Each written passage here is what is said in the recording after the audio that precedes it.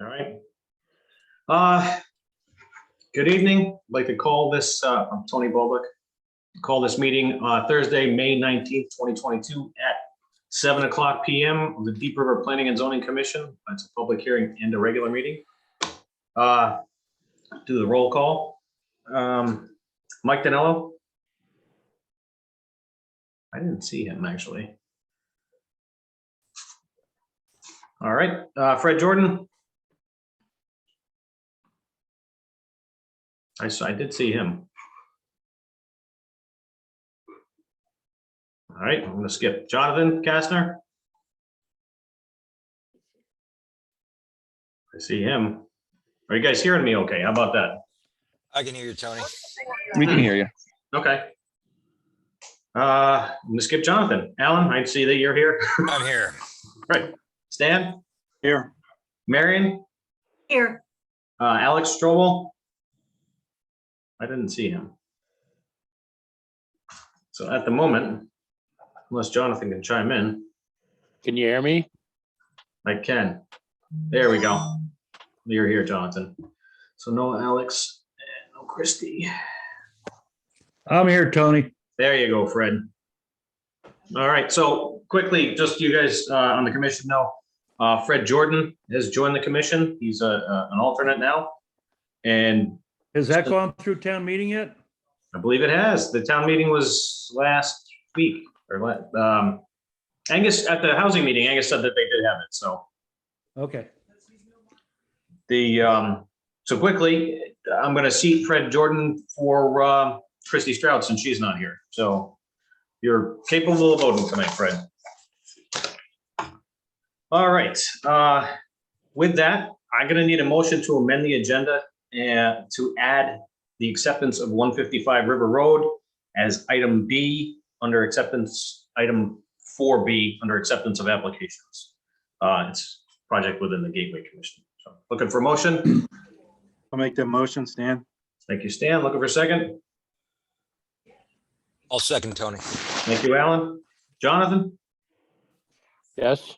Yeah, Fred? All good. All right, and Marion? Yes. Fantastic. Thank you, guys. Okay, it is 7:02 PM. Looks like we're gonna do the public hearing. First item on the agenda is A. Zone change 17 and 19 River Street from village residential to village mixed use. Zone to allow a mixed use in an existing building at 19 River Street. Applicant M&M New Properties, care of Mark Marino. Is there an applicant or agent here? Yes, there is. All right, Bob, take it away. Good evening. I'm Bob Doan, a professional engineer and licensed land surveyor. I'm here on behalf of Mark Marino of M&M New Properties. And what we are proposing is a zone change of about a half acre of property that is known as 17 and 19 River Street. Both properties front on River Street. We're proposing to change the zone of the two properties, which are currently zoned village residential, to a village mixed use. And this is very similar to other village mixed use properties. I don't know if can I share a screen or? Yeah, I gotta stop my share to let you share. Let's see, share. This trips me up every time, so give me 1 second. Yeah, it does me too, so no, don't.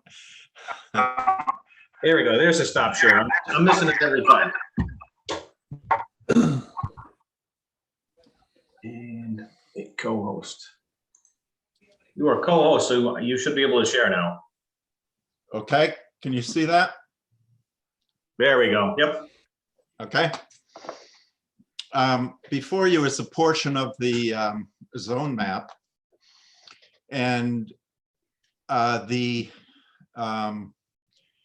darker, it used to be red. I don't know what happened to my, when I enlarged it, the colors changed. But anyway, this reddish orange along Main Street is Village Commercial District. The green, pale green, where the elementary school is Village Residential. And the pink, or it used to be light purple, but the pinkish colors are the Village Mixed Use Zone. And the intent of the Village Mixed Use District is to form a transition between the Village Commercial and the Village Residential. And that is what we are proposing to do with these two properties. I hope everyone can see my cursor, but I'm on 17 River Street now, and this is 19 River Street, which is a essentially a rear lot that has a driveway off of River Street. The property, the subject property that is 19 River Street is currently occupied by a garage. And as you look at it from Main Street, it's the garage that's just to the right of the Citizen Bank building, former Citizen Bank building. And so we are proposing to change the zone of both 17 and 19 to the Village Mixed Use property. And we have submitted an application that was accepted last month. We have posted a sign in front of the properties advertising the zone change. And the reason I am combining both parcels is that I felt that if I just changed the zone of 19, which wraps around 17, I would be spot zoning. And I'd have just 17 as Village Residential, where the property around it would be Village Mixed Use. I think this is an ideal use of the Village Mixed Use District. It certainly meets the intent of the zone, which is evident on the other side of Main Street, for example, where Elm Street goes in front of the Deep River Hardware, and then next to it is the attorney's office, and then you transition into residential as you move down Elm Street. And the purpose of this is that we would like to use the existing building as a with a mixed use, actually, with commercial on the lower floor and 2 apartments above. The zone change will not change the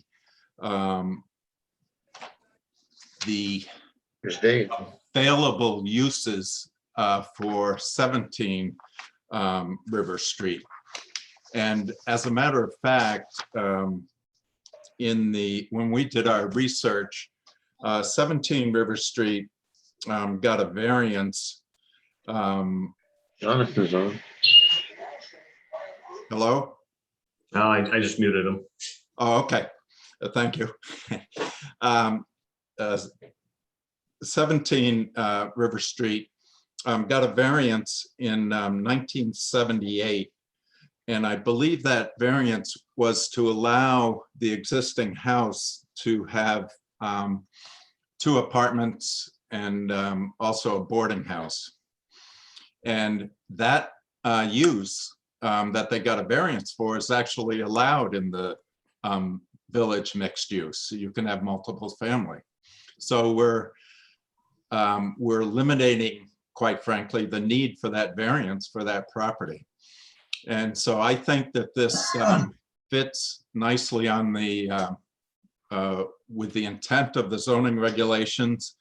And with that, I will stop and answer any questions that may come up. Anybody from the audience? Commission? Do you want to go back to my map? Yeah. I can stop sharing, I guess. Let's see. There we go. Okay, so I'll start with the audience. Anybody from the audience? Questions, comments, in favor, against? Can ask a couple times just in case. All right, anybody from the audience? Questions, comments?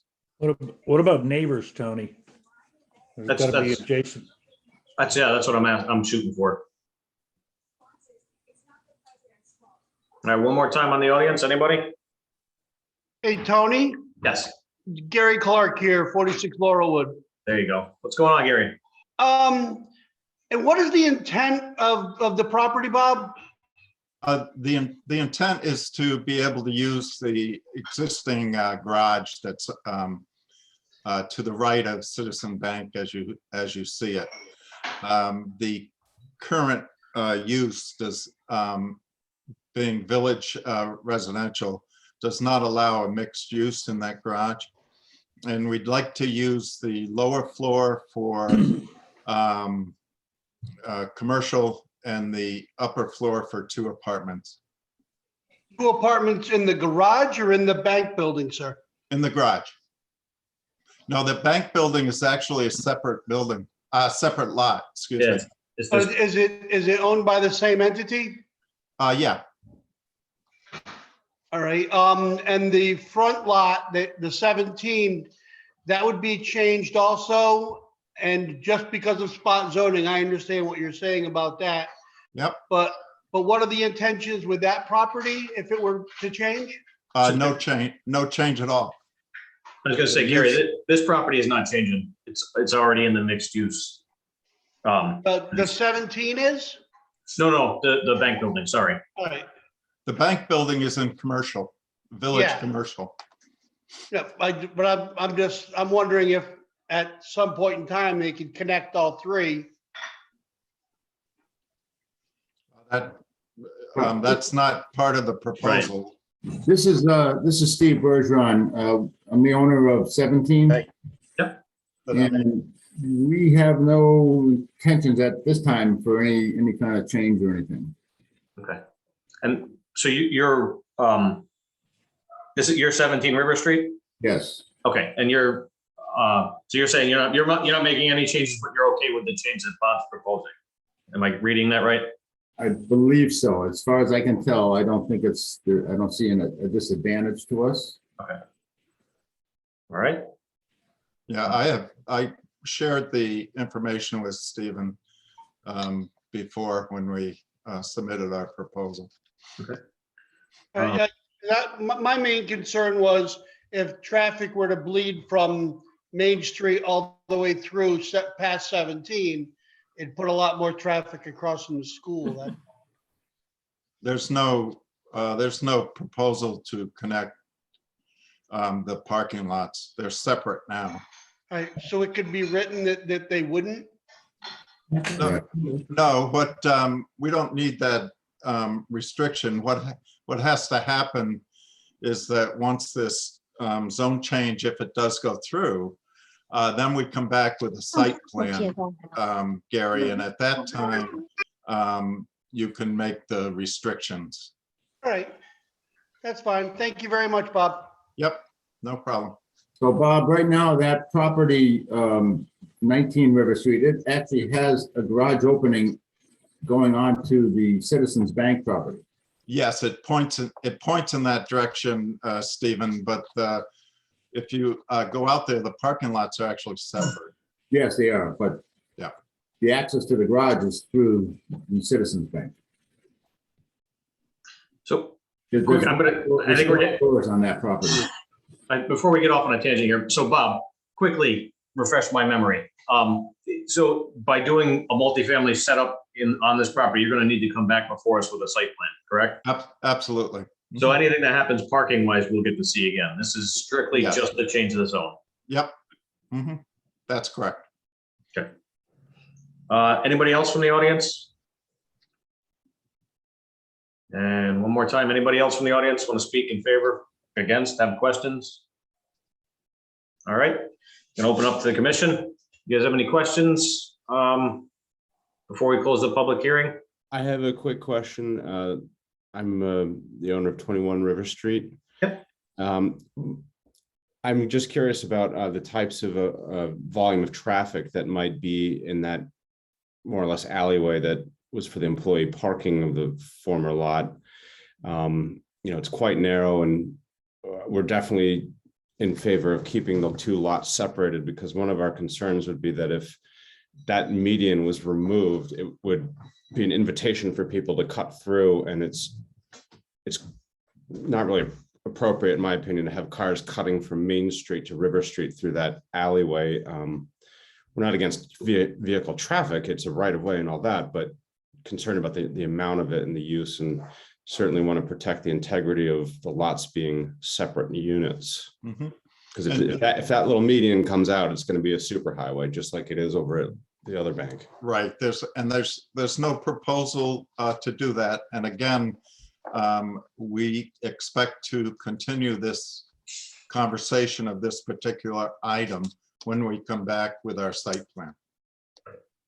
So again, at the moment, this is just to change the zone. Any property changes will come back to us if this is allowed. Anybody from the commission? Questions, comments? If I have a not, couple, Tony. fire away. What is the size of the two lots that are looking for, that you're looking to apply this zone change to? Yes, 17 River Street is 0.14 acres. Can you do it in And- square feet for me?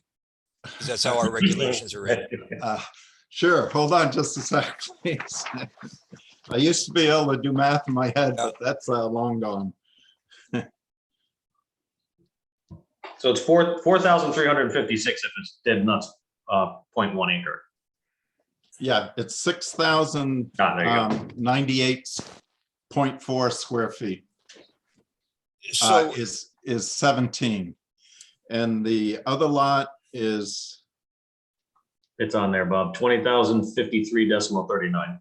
oh, okay, yes, yeah.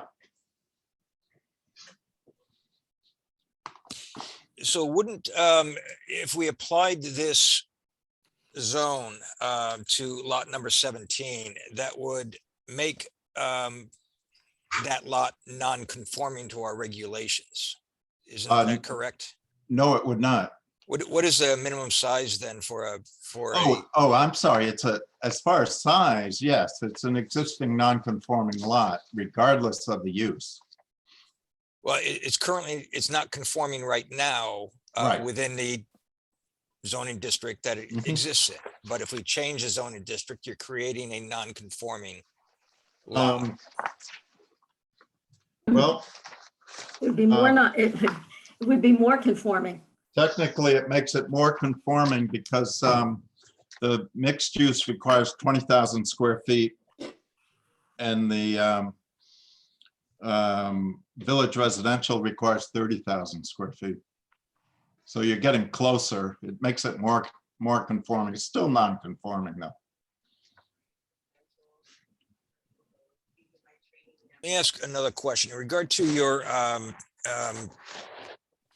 assertion that the change of zone would kind of follow the existing pattern of use of village commercial. And I think you defined the village commercial zone in your own words as along Main Street.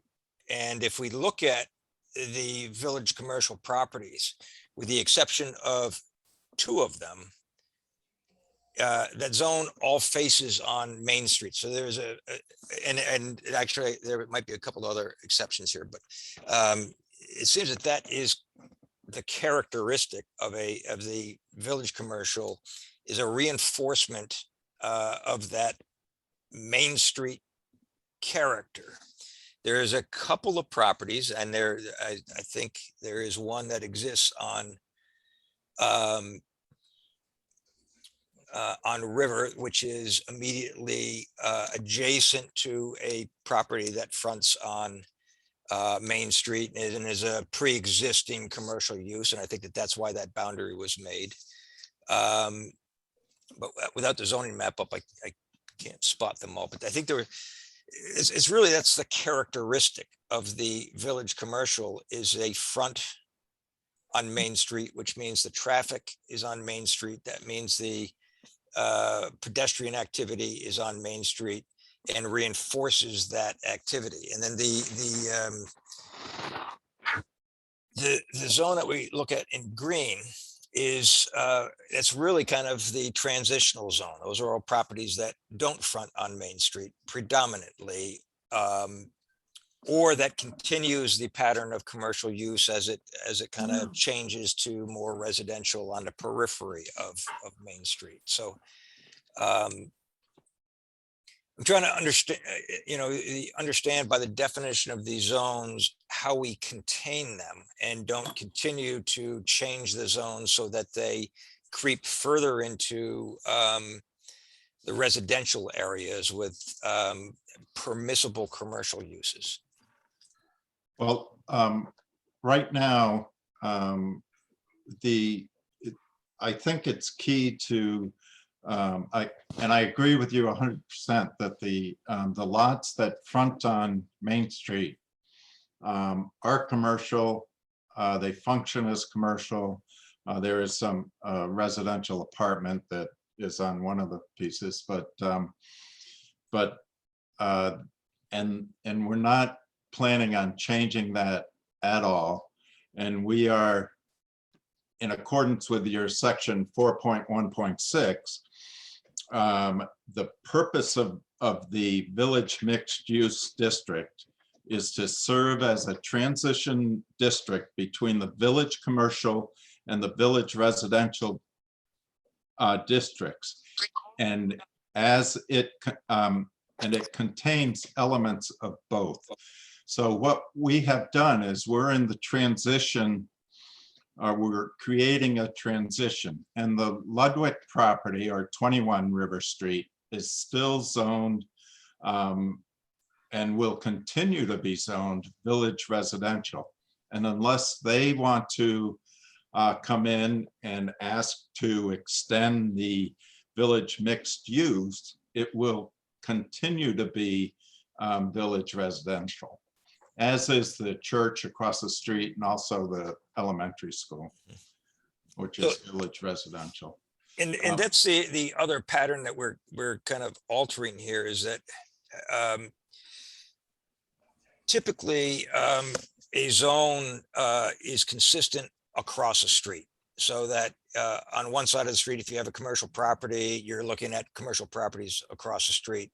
If you're in a residential zone, you're looking across the street at residential properties. And it kind of establishes a consistency and a consistency with a traffic pattern. And that's why, again, you see that pink zone as you go down Elm Street is off of Main Street, but fronts on commercial properties that front on Main Street. So, again, that's where in my understanding, those become a village commercial, is because they're facing commercial properties or commercially zoned properties on the opposite side of the street. So, I mean, I know the elementary school is an anomaly. It's not a residential, but it's it's in a residential zone, and that the potential difference in uses across a street, it introduces different traffic patterns, different parking requirements, or parking needs that affect all of the properties along that street. And I think it was voiced already by an abutter on that road that there is a concern with traffic. we've already, we do see traffic that enters commercial properties on Main Street that exit onto the road facing the elementary school. And then again, it kind of it creates a pattern of traffic that was not intended. So, I mean,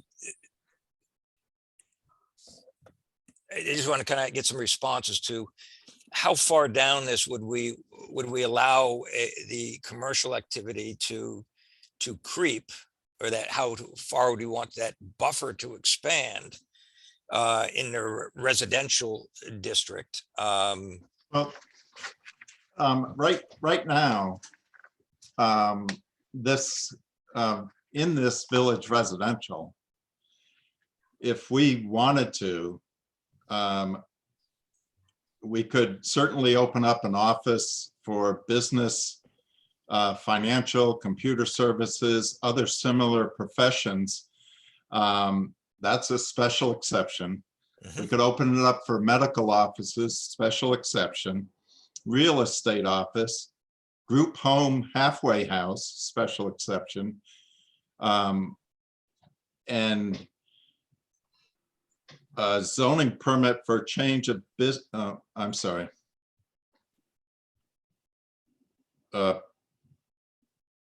Private garage, garden houses, oh, those are residential, okay.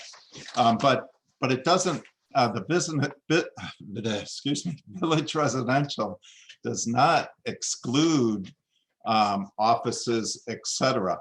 What we are trying to do is to allow a mix, which is in the transition. And the traffic will be an item, Alan, that we discuss when we come in with our site plan that will come back before your board or your commission to be reviewed. And it's, if you look at the village mixed use on Elm Street, it bears that point that you were making when you mentioned that the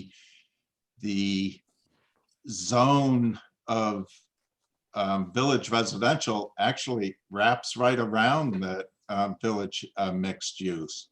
And it is across the street from the town hall and Walgreens, but it is a transition, as is the village mixed use going to the north on Main Street. And I just think it meets the intent of your regulations.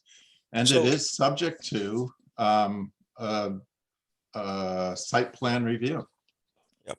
But I guess to the comment you made is that some of those uses are allowed in the village residential, but it's more restrictive of those uses. So your proposal is to make that zone less restrictive on the commercial. So it's essentially more permissive, moving commercial into the, encroaching under residential districts. Not commercial. And it migrates that buffer a little bit. Well, it doesn't have the village commercial implications, if you will. It doesn't have a lot of those purely commercial uses. But the village mixed use is more permissive of commercial use, right? So Right. Yeah, what it is, it's not more permissive. What it is, it's a transition.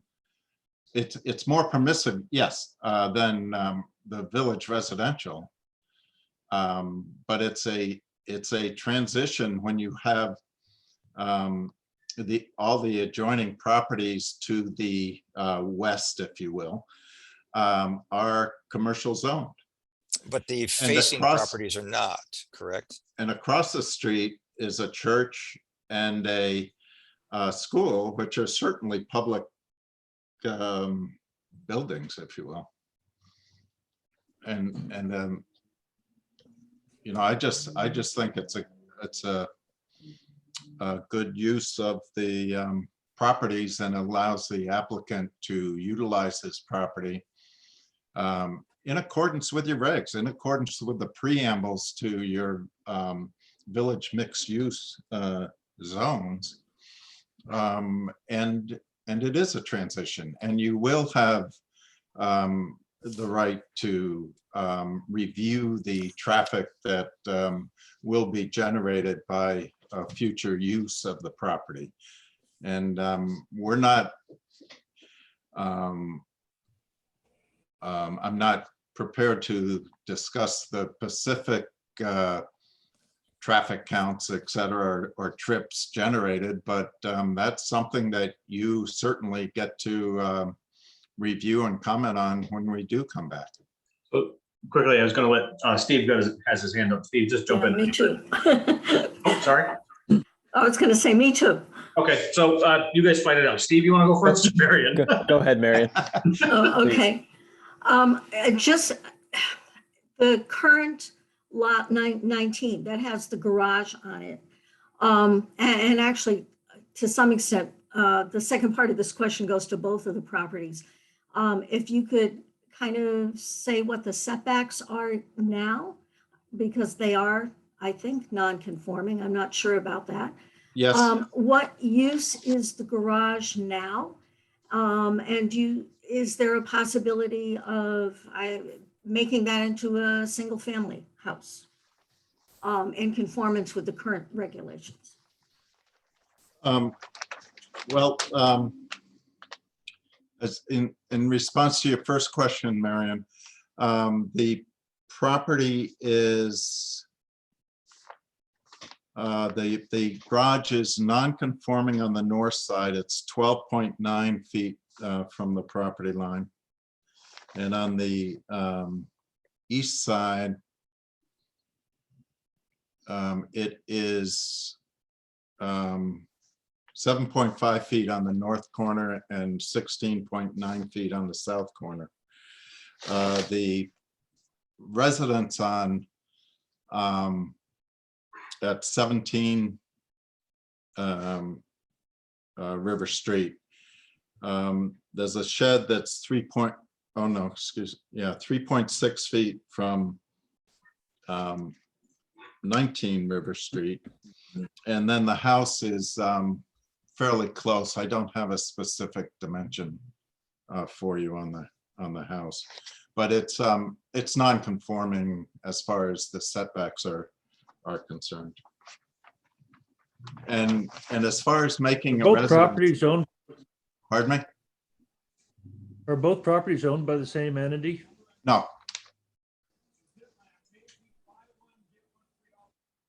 They're not. no. So how does the owner of the other property feel about having their designation changed and how that might affect their taxation?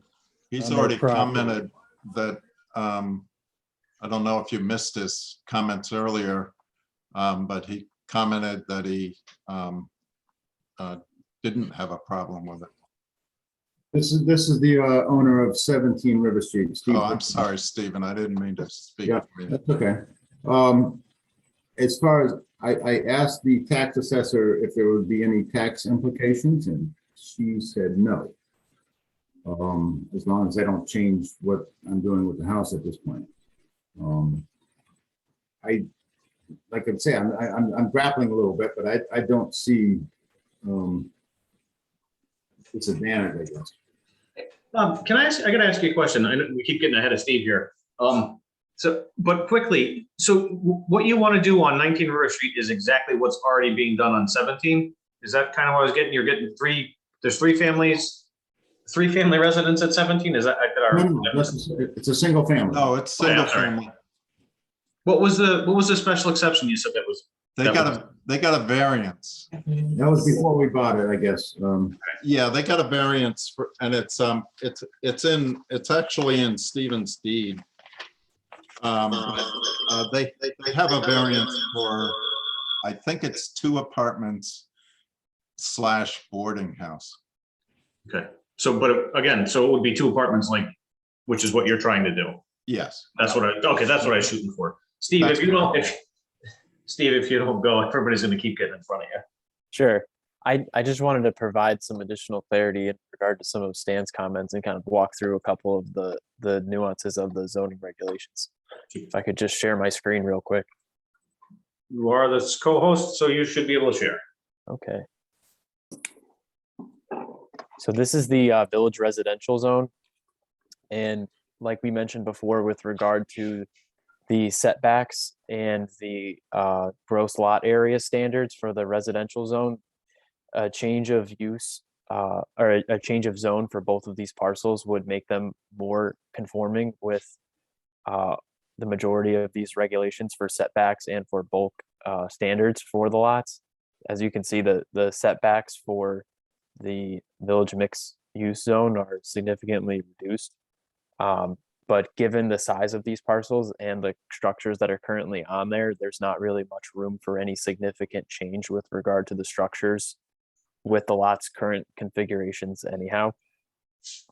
But they would basically be more conforming. In regard to the use conformance, the variance of 17 River Street runs with the land, so it doesn't go away. So if the owner did choose to use it, if the ownership changes and the owner chose to use it as a 2-family, it would also be more conforming with the regulations if it was a village mixed use zone. A couple of the comments that Stan made about commercial uses are certainly valid.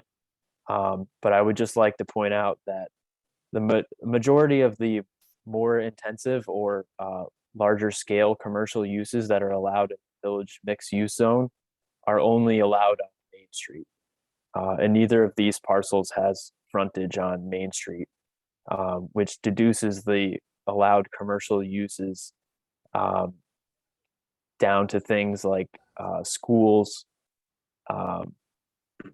convalescent and rest homes, age-restricted developments, bed and breakfasts, inns, retail business, offices for business, financial, computer service, medical office, real estate office. Most of those things are already allowed in the village residential zone or are only slight modifications. So there isn't a significant commercial component that would come with this zone change to village mixed use due to the fact that it doesn't have frontage on Main Street. Just Very helpful. Thank you, Steve. Yeah, that's extremely helpful. Thank you. No problem. And are you done? I don't want to cut you off. I'm done. Okay. Anybody else from the commission? Questions, comments? Yeah, I got a question, Stan.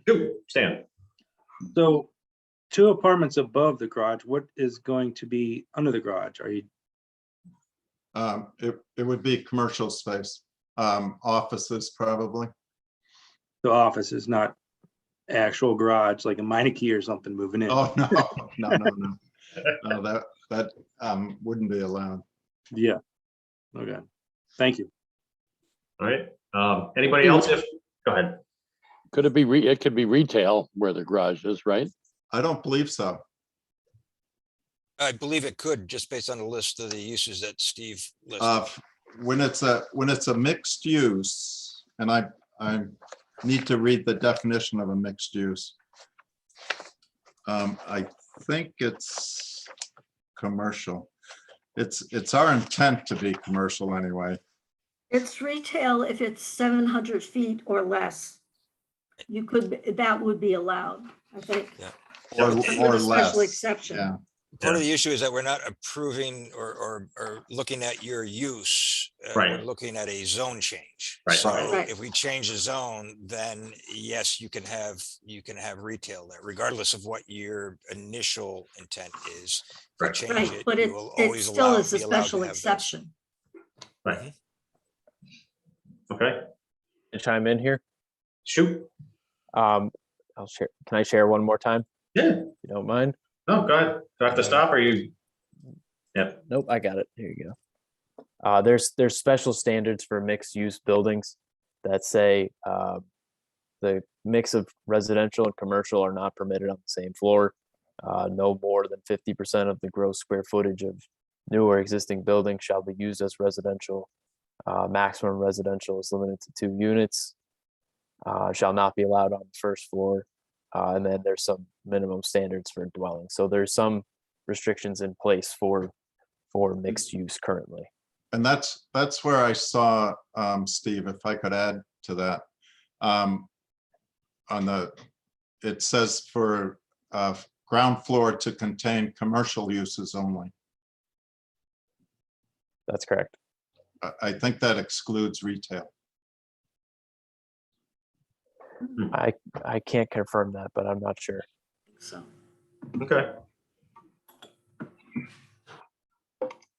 All right, anybody else from the commission? If you don't have any more questions from Bob, we're just gonna close the public hearing and move on. So anyway, looking for a motion, or if you guys want, you can ask Bob a few more questions. All right, hearing none. Looking for a motion to close this portion of the public hearing. I'll make So the moved. motion. Oh. Who's first? I think it was a tie. All right, well, I can second, whatever. Marion's got it. Marion, you got it. Stan, you second. Jonathan? Still back there? I'll give him a second. Fred? Go ahead. All right. Alan? Yes. All right. Okay. Portion of the public hearing is closed. We're moving on to item B. Thank you very much. Appreciate it. Thanks, Bob. Item B, text amendment application to add definition for cannabis establishments under section 2.4C. Add cannabis establishments to section 4.29 through 4.31. Districts and schedule of uses as a special permit use, and add uses related to standards for cannabis retail stores and cannabis cultivators under section 7.b. Additional and special standards specific for uses, and applicant is Deep River Planning and Zoning Commission. And let's start with Steve, if you want to, I'll throw you under the bus real quick if you want to brush over that. If not, I got a couple things I was going to throw out. Sure. Happened to So- you guys. I provided this summary in the public file for the application. It's Public Act 21-1 and State Bill, I believe it was 1118, provided for the legal use of cannabis by individuals 21 and older in Connecticut, and also provided provisions for licensing for cannabis establishments of varying types. The cannabis establishments that are proposed for various zones in the Deep River zoning map and zoning code. The use types are based on the exact license types that are given by the state of Connecticut. I've included some information about the tax revenue that is generated from cannabis. Under Public Act 21-1, a municipality will receive proceeds of 3% municipal sales tax on gross receipts of sale of cannabis by a cannabis hybrid retailer or micro cultivator operating within a municipality. And there's a number of uses that are listed here that those proceeds must be used for. Things like streetscape improvements, educational programs, services for individuals living in the municipality, release from DOC custody, mental health, youth services, juvenile review boards, and community civic engagement efforts. The act provides the provisions that which the municipal zoning regulations may establish rules in regard to the cannabis regulations. They can entirely prohibit them from operating, prohibit their operation. They can reasonably restrict their hours and signage. They can restrict their proximity to religious institutions, schools, charitable institutions, hospitals, veteran homes, or other certain military establishments. The bill also makes clear that no municipality has authority over the delivery of transport of cannabis in their municipality. And what that basically means is that certain license types like distributors or transporters will be issued. And the municipality may prohibit those license types from being established as a business operation within their town boundary, but they may not prohibit the delivery of those goods to residents or businesses within the municipality. There's also limits on advertising for each of the varying license types, and zoning approvals can establish that final approval of any state license is required for a zoning approval in the municipality. And lastly, cannabis production is not regulated as agriculture, and it's completely separate as defined by subsection Q and section 1.1 of Connecticut General Statutes. So it's kind of a run through. Like I said earlier, the text change proposal is and adds definitions for varying cannabis establishments. The definitions that are generated for these varying cannabis establishments uses are based directly on the license types issued by the Department of Consumer Protection. The regulations also provide a modified schedule of section 4, which provides the specific zones which certain cannabis establishments would be proposed to be allowed in. When I drafted this regulation, I looked at the purpose and intent of each of the zoning districts and attempted to match the proposed uses with those which currently exist already in the zone and those which meet the purpose and intent of those various zoning districts. And we can walk through those in more detail, but I'm just going to give a general summary. The next part of the proposed regulation proposes specific standards for different types of cannabis establishment uses. The first being cannabis retail stores.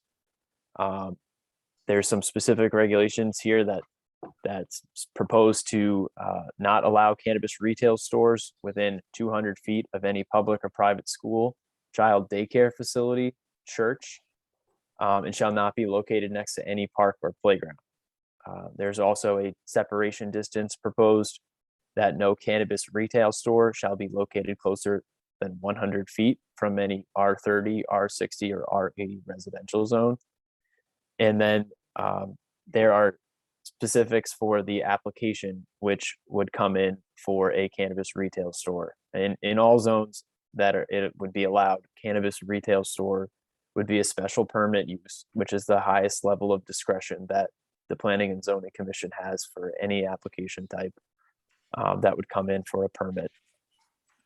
And the standards that would be applied to those applications include that a provisional license for the retail establishment is issued by the state of Connecticut Department of Consumer Protection, that a traffic management plan shall be provided that demonstrates adequate safety measures for vehicular and pedestrian traffic in response to the site conditions and conditions along adjacent streets, and that an operational plan which includes hours of operation, security and access, installed signage, and odor monitoring and mitigation be supplied, and that the commission find it adequate. The next type of establishment that has additional standards with it are cannabis cultivators and cannabis micro cultivators. And these standards are that all cultivation shall be conducted within a building. Limited retail may be allowed in accordance with state licensing, providing that the request is made at the time of application to the town, and that a revised special permit is sought if this would be after the approval of an initial special permit.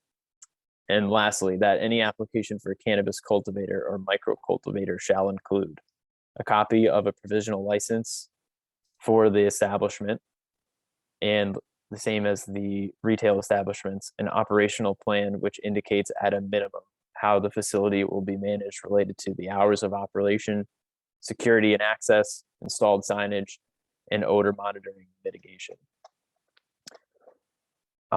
The Department of Consumer Protection has a entire manual right now of regulations that was produced on January 26th of this year, that strictly regulates things like security, employee handling of product storage, and other standards related to all cannabis establishments that is outside of the town's regulations.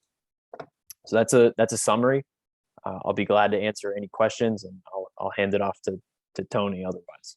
Okay, so I just, couple things I was gonna gloss over real quick before we open this up to public comments. So if you don't mind, it looks like there's quite a few people in here. I'm not sure what application you were here for, but if it is this one, instead of just having a free for all, could you raise your hands? Just, state your name when you do something. And I quickly want to get this back in front of everybody now that I flipped over too many pages here. So part of this process is, I wanted to kind of straighten this part out. So whether or not this passes in Deep River, we still wouldn't be able to stop delivery service. That was one of the things that the state passed. So I'll just pick a town. Let's say Chester opens a retail store. They can deliver to Deep River regardless of how we proceed. And the second thing I know that's come up a few times is the ability to smoke marijuana outside of your home. And apparently with the state's wisdom, you are allowed to smoke marijuana anywhere you can smoke a cigarette, apparently. So just keep that in mind. Those are not covered under this. Those are something the state dealt out. And with that, if anybody from the public would like to comment in favor, against, anything, please pop your hand up and I'll call on you as that happens. All right, not seeing anybody. Give it a couple more. All right, anybody from the public? For, against? Anybody? Oh, hold on, I get a hand.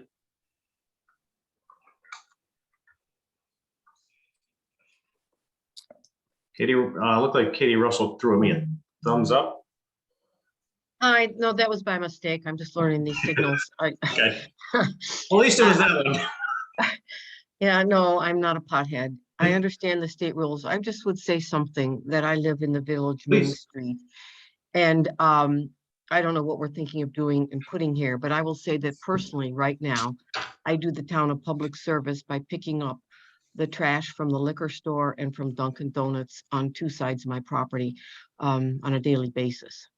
So I don't know what will come with this, but it's something to think about.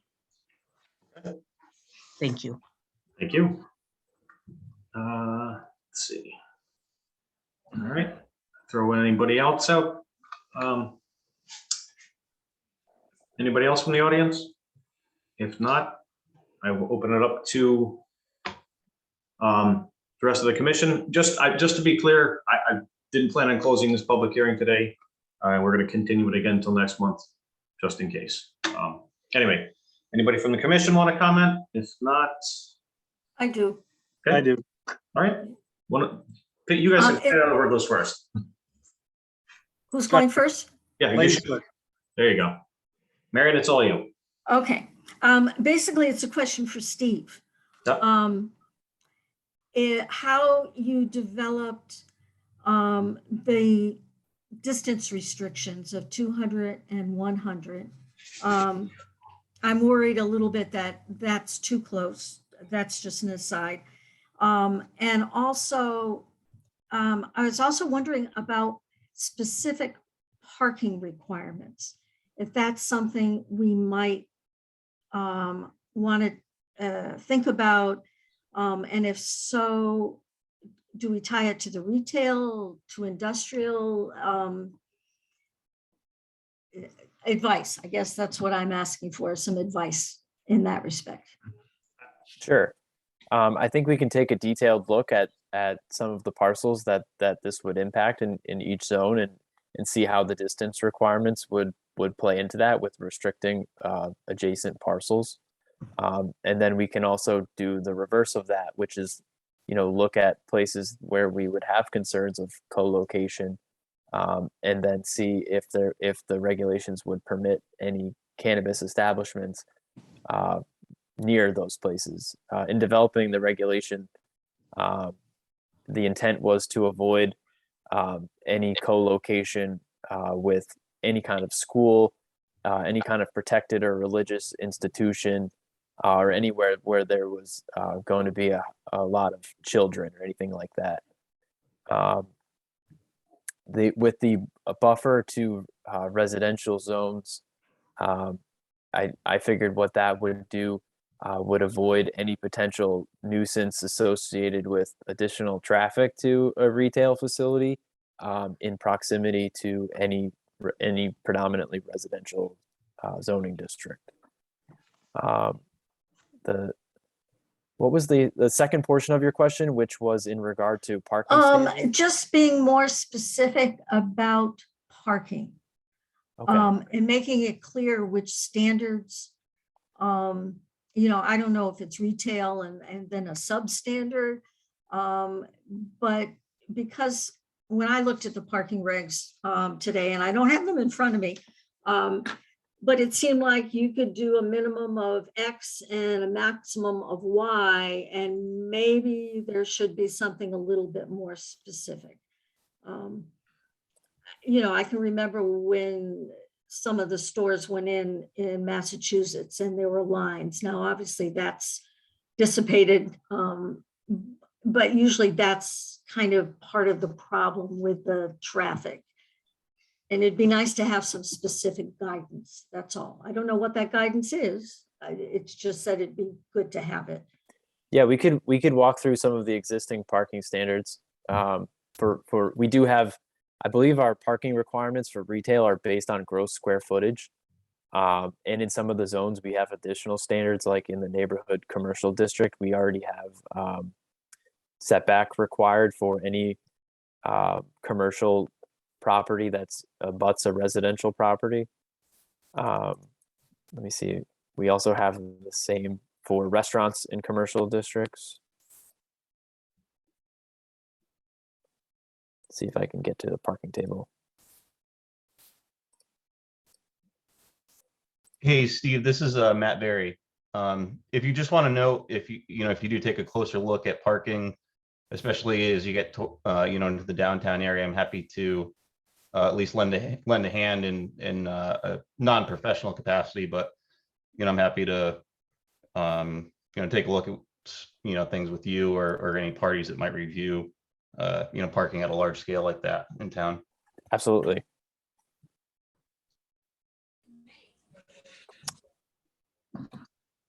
So for retail businesses right now, we require 2 spaces for every 1,000 gross square feet, with a maximum of 5 required for every 1,000 square feet. So that's not it's a pretty small window. Right. Stan, are you gonna go, or can I piggyback on it because it's a parking thing? No, it's not a parking thing. I got a question, and that's it. Are we even obligated to accept this at all? It seemed from the paperwork that I got a few weeks back that there are quite a few towns that are opting out of having it at all. Yep. I mean, this is a pretty big issue, and I'm questioning whether we should just be putting ordinances. Would this be subject to town meeting accepting these ordinances? So when I discussed this with Angus, we decided that we would do the survey, which we did do. That was a joke, though. Yep. Yeah. Thank you. Why? Glad I put the effort in. That was nice of you. No, I mean, the. No, I get it. That's survey okay. By the, by the Economic Development Commission there. This was separate from them. Oh, I didn't see that one. I'm sorry. So quickly, that was the point of this, was there was a survey put out. It's, we got quite a few people that said they were for it. And this would just be the zoning end of it. I just wanted to back up before we lose the parking thing, and going kind of out of order again. So Steve, quickly, for the parking, could we make it a requirement that they had a traffic study? Can you require that they provide their own traffic control? And my other question for you, you may not have this, I'm just asking you to keep this in the back of your mind. It says a municipality will receive the proceeds of a 3% municipal sales tax on the gross receipts from the sale of cannabis. Can you increase that?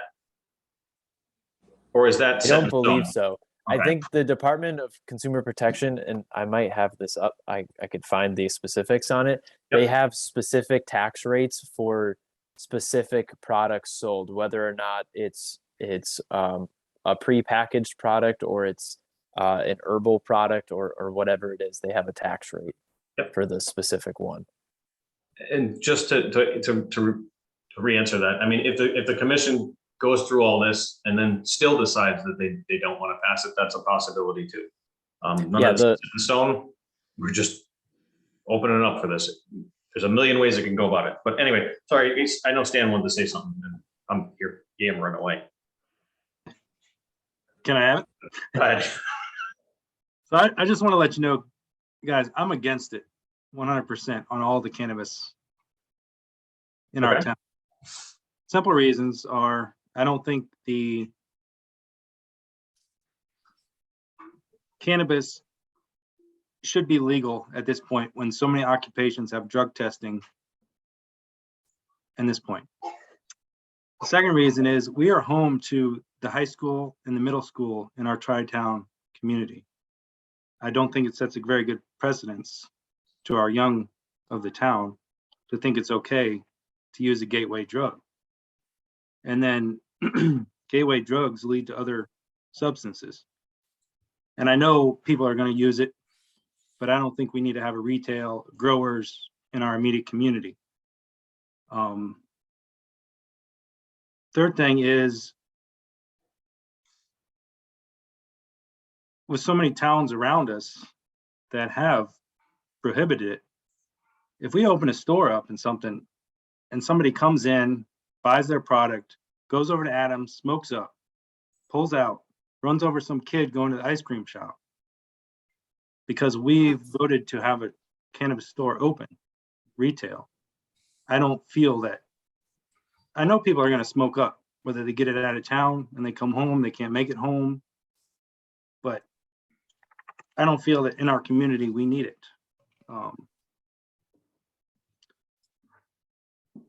So I'm thinking that we should prohibit it. I know it's been a lot of work and effort going into this, and I thought we were going to have that special meeting and talk about it between now and then. But I just want to make my opinion. Nope, that's what we're here for. Tony? So there's a couple people with their hands up. If you don't mind throwing yours up, and I'll get Tony? to you. I promise. Yes. Tony, this is Jonathan.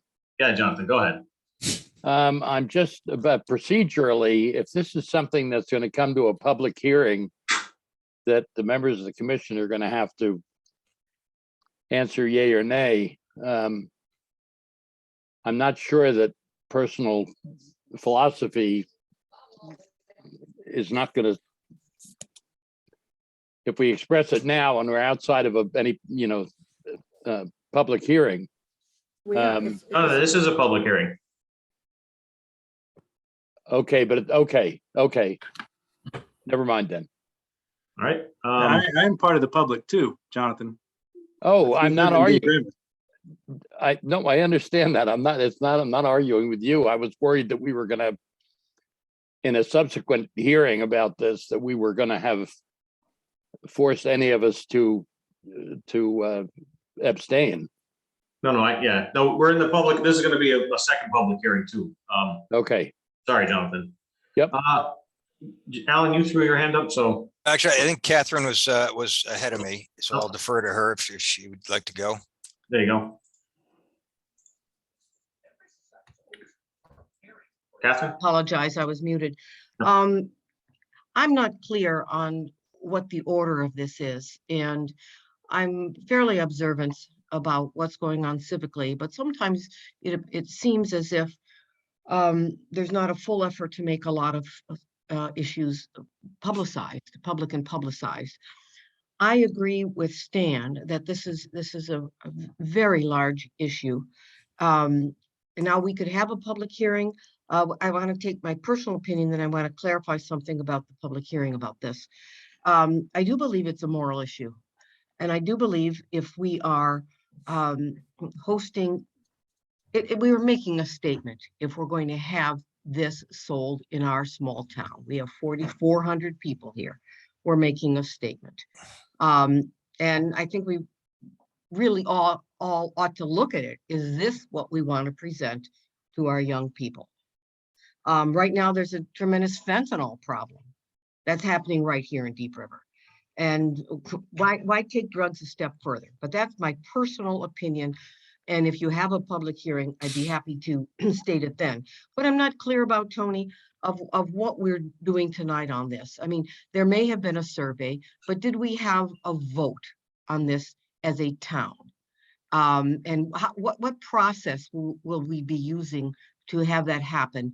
And a second question is, because it is such an important issue for our youth, what process will we use to publicize this so that people actually know something's going on and it's an important issue? So I know that's come up quite a bit. So we spoke about this. This is the public hearing, so that's why you're able to discuss this with us. It's been brought up at the selectmen's meeting, the EDC meeting. It's been posted on the town's website for 6 months. It has been published on Facebook. It's also been in the newspaper. Aside from going door to door, I don't know how else to get everybody to know about this.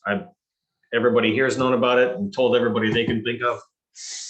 Well, then have we decided that we're going ahead with it? Is that where it stands now? Yeah, the survey said that most of the people decided that this was a use that they were already. This is such a big issue. Have we had a town meeting with a vote on this? We have not had a town meeting with a vote on this. Well, I think it's big enough that we should consider doing that. Okay. You sneak drugs in the back door then. I mean, really. So why not have a vote on this? Every parent in this town. Yep. Has a stake in the game here. Every citizen has a stake in the game. So I'm going to throw my opinion on it since this is a public hearing. Middletown can deliver to our town regardless of how we vote. Yeah, they can deliver, Mm-hmm. but we're not gonna have a storefront with pot plants painted on the window. We have a storefront. We're basically saying, hey, we're okay with this. So I'm going to have to back up. So what about the cultivation? So my office actually worked on one in Portland and you wouldn't even know it was there. It's a humongous building. There's security on the outside. It's fenced in. Is that something you guys would be, I mean, are we talking about two huge different things here? No, in my personal opinion, I think it's all, because if we're growing it in our town and we're shipping it to other towns that are allowing it, then we're part of the problem. Because if they're putting a 3% tax on it, Mhm. so that you can help people with problems from it, I don't think it needs to be in our community. Okay. All right. Yeah, another thing, Tony, to consider is that we can't even keep catalytic converters on cars in this area. People can't keep their belongings in their cars or on their property. And now we're going to have a high value product that's going to be brought into the town and distributed, I think is going to encourage a criminal element that could create a bigger problem. Okay. Alan, you've had your hand up? Yeah, And I'm sure how to take my hand down, but I got you. I'll do that later. I think there's a few things that need to be clarified. I think that the survey that was done isn't a overwhelming mandate. We might have a simple majority that is in favor of it. But I wouldn't read that as a mandate that this is what the town should be doing. So towards that end, I would say that I would be in favor of continued discussion of this so we can vet the nuances of what the implications are. Yes, there's certainly some context to what neighboring towns are doing. One thing that we cannot regulate is the delivery service. And in the survey that was done, that seemed to be the issue that raised the greatest opposition. So I think we want to understand what the nuance of that opposition is. I mean, it's not going to keep the legal use of marijuana out of the town. And I think that a lot of the questions that are being raised is the perception. And that perception, I think, can be tied back to our POCD, as well as to our regulations, which are unique in that they establish zones, village zones, that are specifically in place to preserve character. So I think we need to recognize the fact that the town has gone to that extent of trying to preserve the small town character. And what does this do to it? So I think the more important issue is the issue of proximity. I think Marianne addressed that. Is like, how do we establish 200 feet or proximity to, is adjacent mean it's an abutting property, or does adjacent mean that from a use that will have children or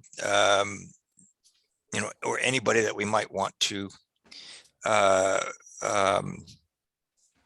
not influenced by the proximity? Is it a visibility issue? The type of thing that, if you're going to a use which is predominantly for children, and in order to get there, you're passing a use that is advertising, the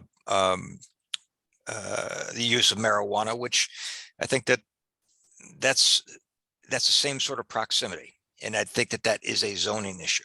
So the more important thing is, if planning and zoning is going to move in a direction of allowing the use, that we need to take the step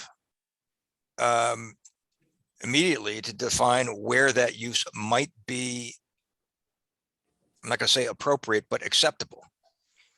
And you could begin to say that the industrial zones, which have,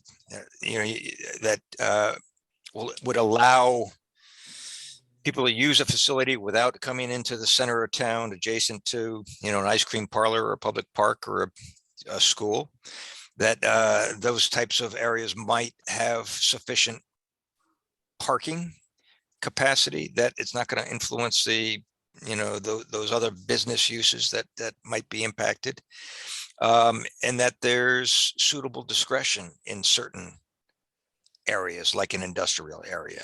There we might have very specific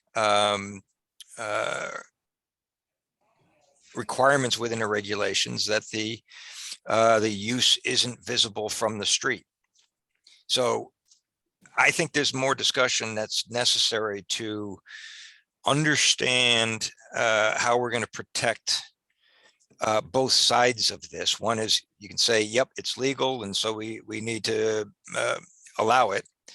But there's, I think, a very legitimate discussion of saying we don't want to promote it.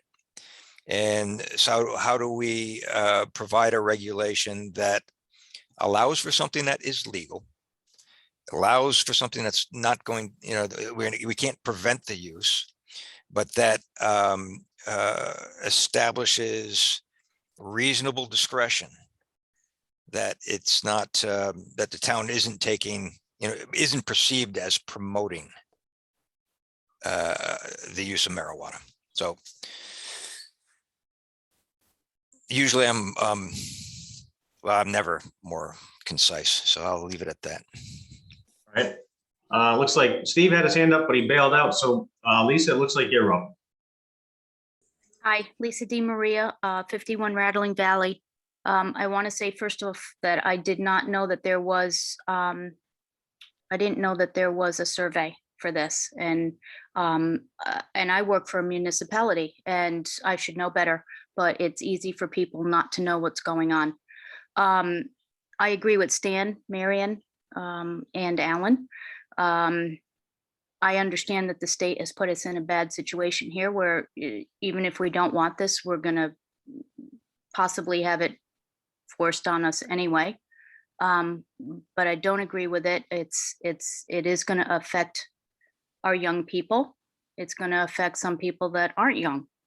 People who just don't understand that legal does not mean free for all. Go buy it, smoke it, drive, do it in public. I just think that this is a terrible thing. And I think that the town should do what it can with regulations to protect the town as best as we can, even though the state is going to allow certain things anyway, even if we say no. And I do agree trying to keep retail, manufacturing, cultivating, all of it out of downtown, trying to keep it away from everybody as far as we can. Maybe the industrial area is a good place for that. Maybe for retail, we'd have to change the regs a little bit just for that. But I think we have to keep it away from people as much as possible if we're going to allow it. 200 feet from a school is not far enough. Kids get out of school, they walk home. They walk past these places. That 200 feet is nothing. So that's my opinion. Thank you very much. And I would like to have this public hearing continued till next month to get more feedback from more people if we can. It was the intent. Thanks, Lisa. All right. Fred, you've got your hand up. Yeah, I keep hearing mention of moving this to an industrial park area. And I'm thinking, what's really our bread and butter in the tax space, a pot shop or our light industry? And if we start putting stuff that we don't want, where we're really getting, where we don't want to kill the goose that laid the golden egg by damaging our relationship with the people that are in the industrial parks that pay the real taxes, because there's not going to be a whole lot of tax basis for any of these facilities. A storefront with some stuff, maybe a little bit more with a grower, but our real tax revenue comes from the industrial parks, and I don't think we should dump on them for the sake of making an effort to find a way to make this legal or acceptable in the town. All right. Thank you. Katie, you're up again.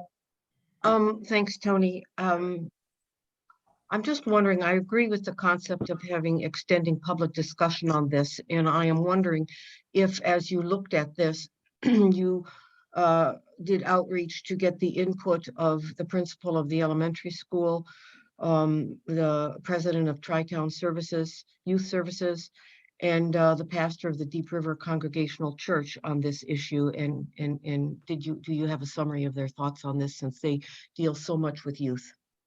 You do not. What's that? You don't know? I said, no, we do not. You do not. So I would like to suggest that as we could, if hopefully we will continue public discussion of this, that we will make an outreach to them. So because Okay. they have a front row seat with the issue. Thank you. Thank you. Steve, you're up. Sure. I just wanted to provide some key additional information which I left out, and I'm glad to hear all the comments from the public. Under the current licensing regulations from the state, the Deep River, due to its population size, would be allowed one retail establishment and one cultivation establishment in total under the state's licensing. And I do have a report by the Council of Governments with some pictures of some examples of facilities that are in Connecticut and in Massachusetts, to get an idea of what some of these cultivation facilities look like. If I think that would be of benefit to the public, if I could just share that real quick.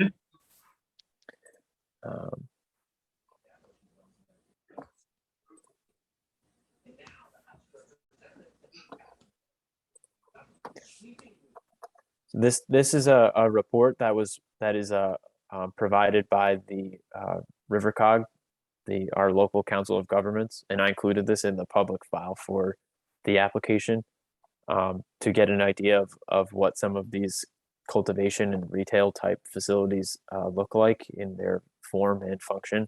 And they largely look like normal industrial or warehouse uses. And I just wanted to provide some context for folks who may be interested to know what these facilities look like. This is a retail establishment in this photo. All the other priors were cultivators. There's state limitations on marketing and signage materials that are in the State Department's Consumer Protection regulations that prohibit things like any images of any people using products or of anyone under the age of 21, or any messaging that relates to products at all. So I just wanted to give some additional context to what the form and the function of these facilities look like, and also how many licenses the Deep River would actually get. Thanks. Thank you. All right, Marion, looks like you're up. You're muted. There you Sorry, go. I couldn't unmute because of the shared screen. That's sorry. And it's a question for Steve. It's more procedural again.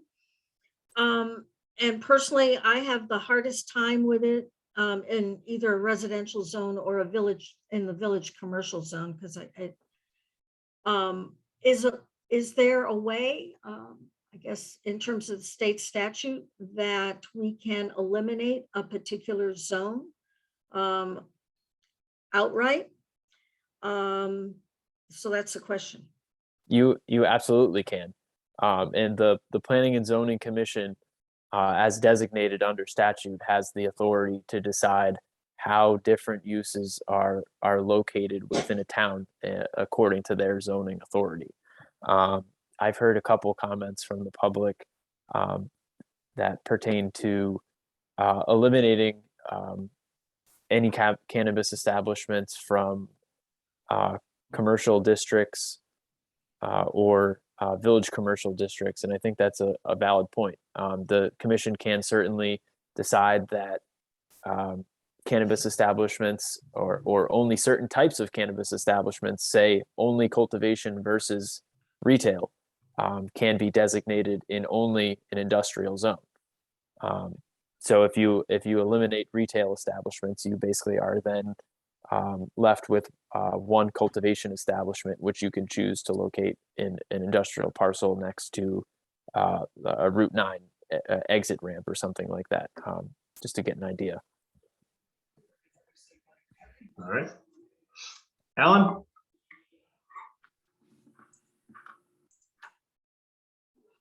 Uh-oh. Alan, either you muted or you signed off. You just lost you. Is that better? There you go. I was expecting you to read my lips, but that's probably too much to ask. It's my understanding, and Steve, I'm going to ask you to confirm or correct me, but if we do not take an action to specifically allow or restrict retail sale of marijuana, de facto, it would be permitted any place that retail is allowed, because it's legal now in the state. And we would have to define it or characterize it as being different than other retail in our regulation. So if we don't pass a regulation one way or the other, you could sell marijuana right next to Deep River Pizza. Yep.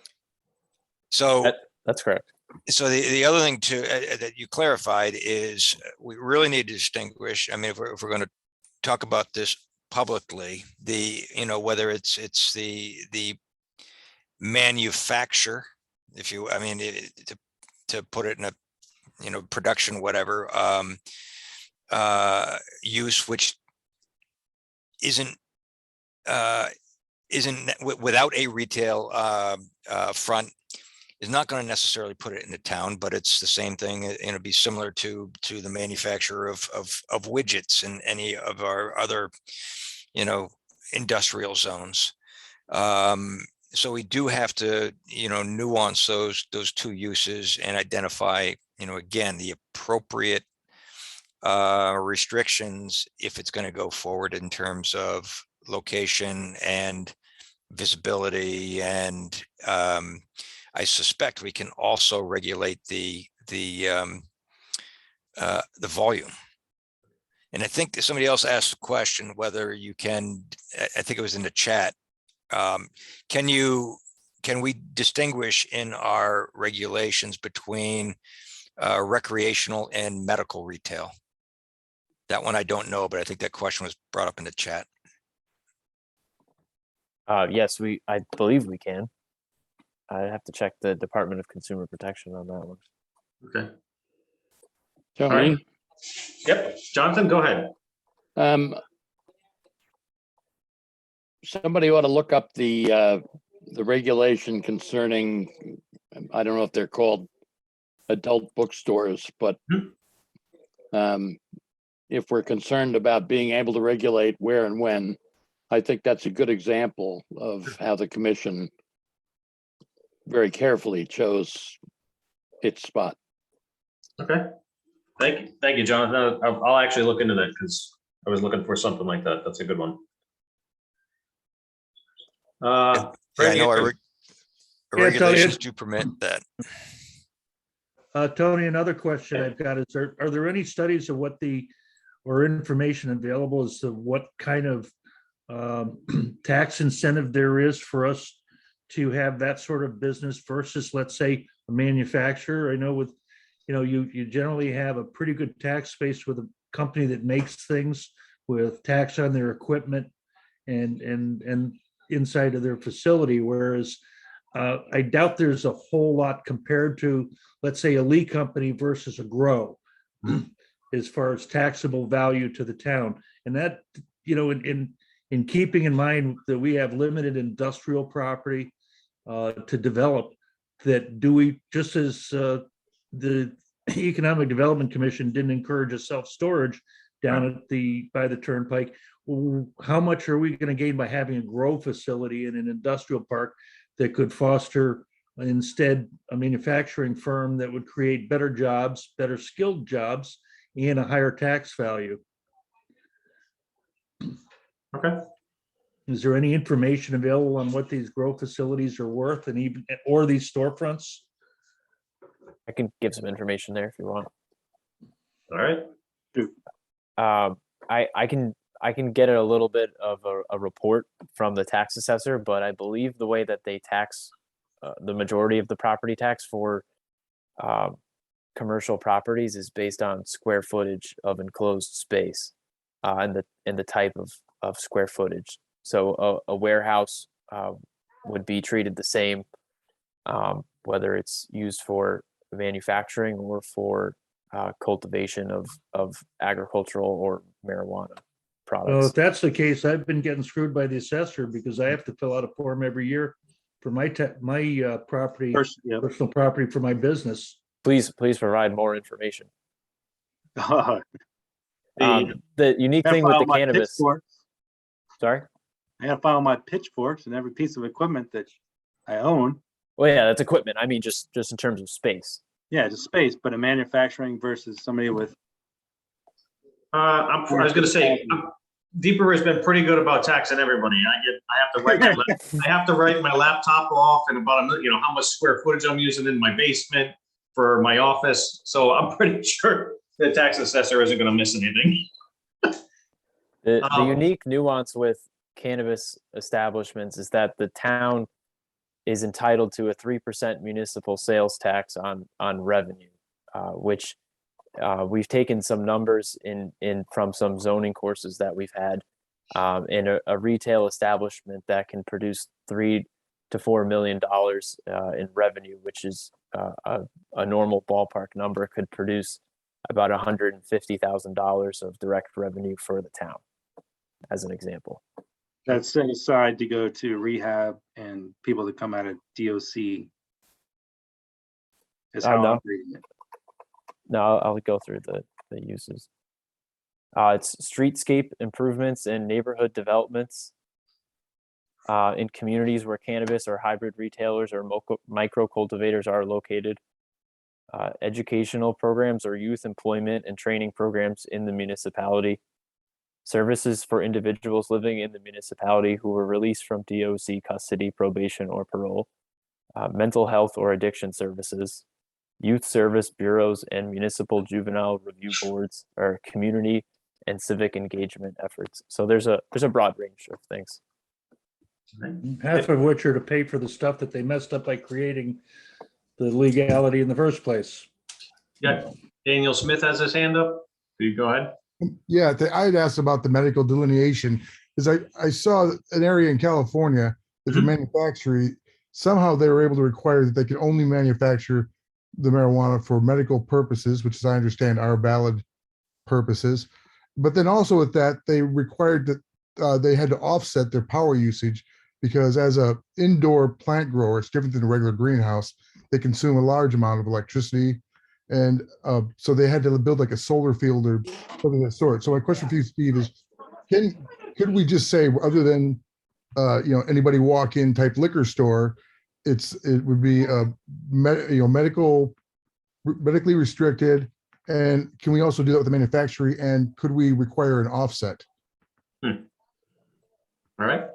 A lot of these are just jotting down so we can get the answers, but I appreciate that, because that's a great one. Offsetting the electric is, you got a something big to building benefit like the that. town.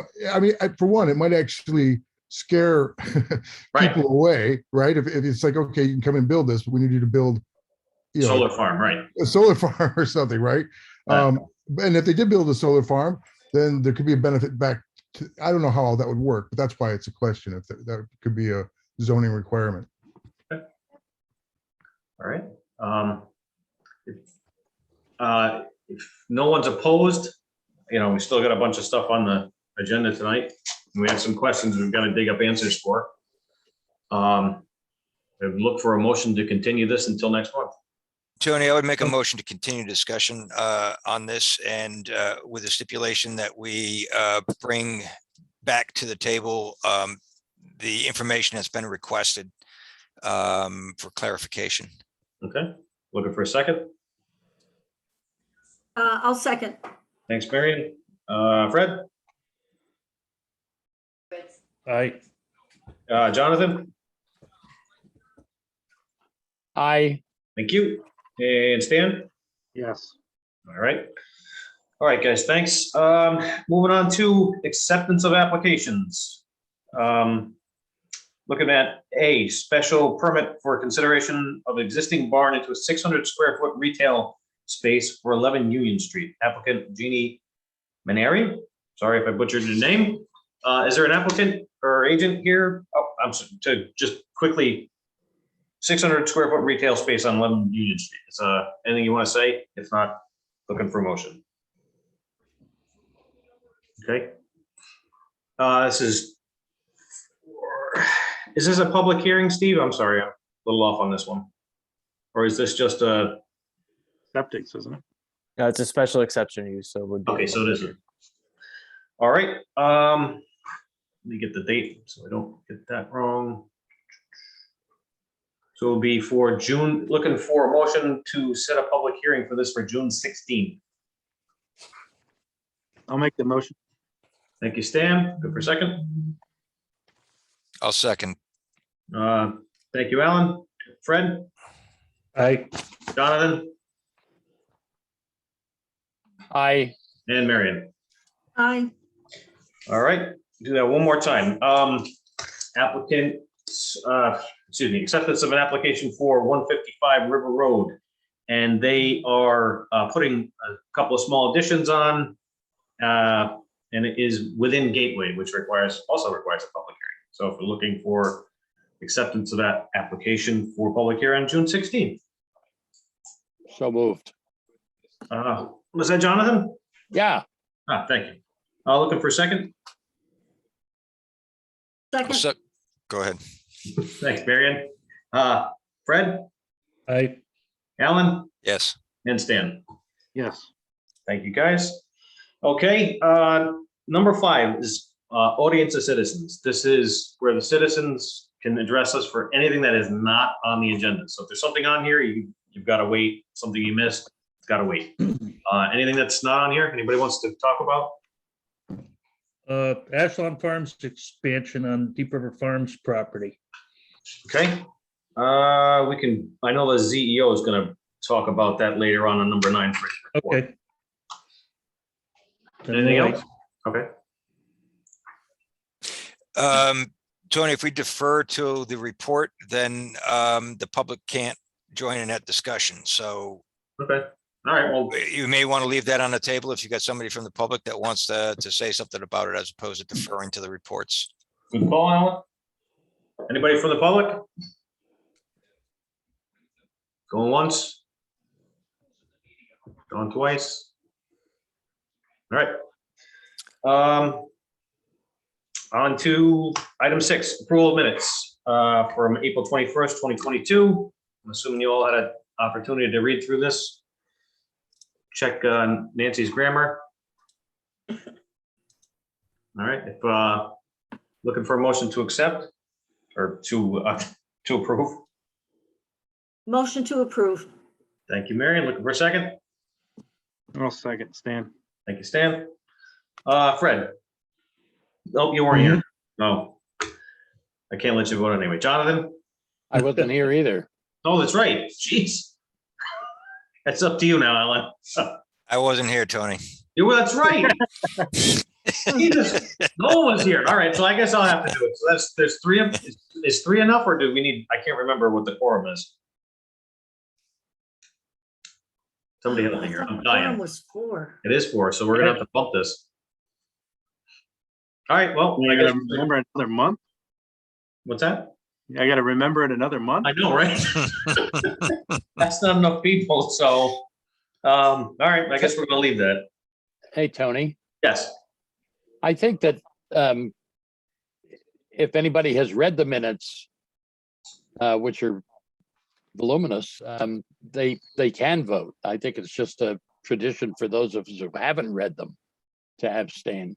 No, I don't think you can, because you can't confirm that that is an actual record. If you listen to the tapes, perhaps. Oh, okay. All right. But it's somebody else's recollection, and we're looking Roger. to confirm that their recollection is correct.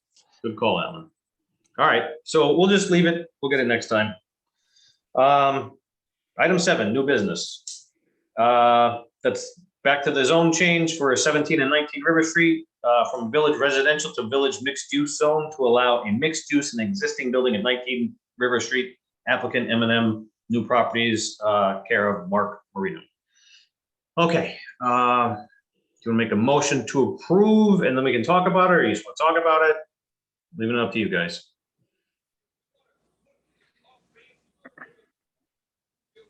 Crickets, huh? So moved. Stan? It's Jonathan. I'm sorry, Jonathan. Second? I'll second. Thank you, Marion. Discussion on the motion? All right, if not, Tony, I'm not in favor of this regulation change. And I'll tell you the reason why.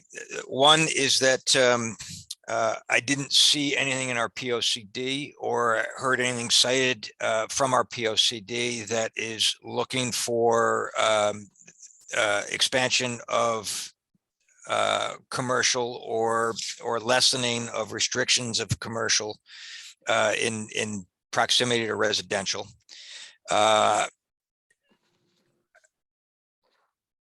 On the opposite side, I would argue that our regulations and our POCD suggest more restrictive measures that limit the expansion of activities that are going to change the character. So again, I'm not.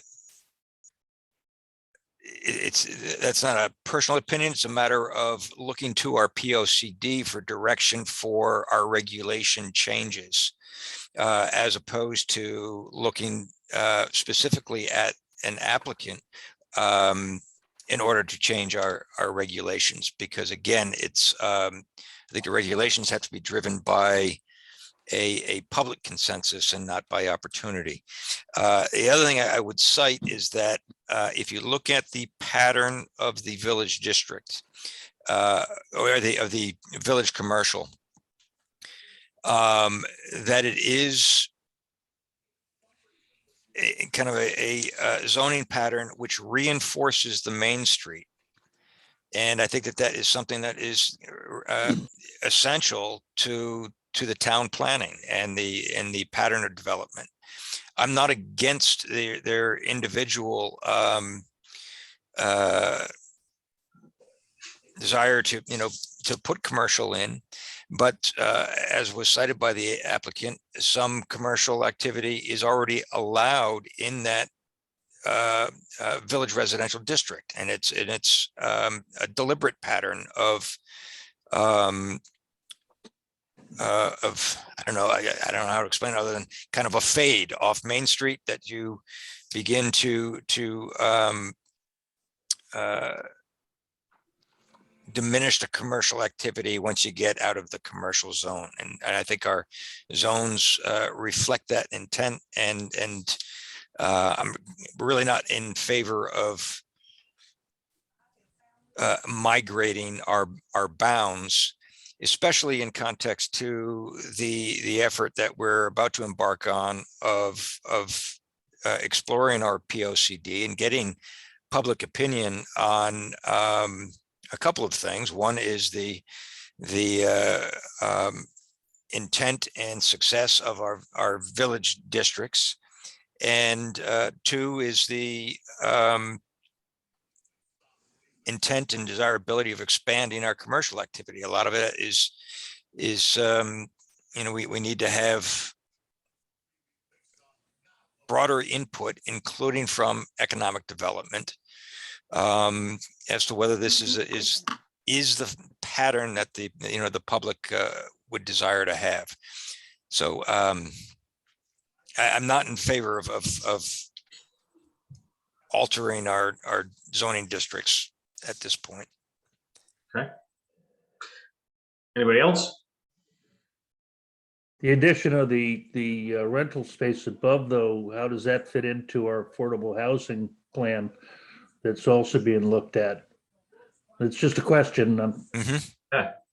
So I don't mean to cut anybody off, but just thought off the top of my head is that, I mean, if it is being, if they are going to do retail in the downstairs, my only hesitation with this is, again, the access strip out on the River Street. If it's the same owner for both properties, and on this map it says Arc blah blah blah blah blah LLC, and also M&M New Properties. If it's the same owner, if that access strip was combined,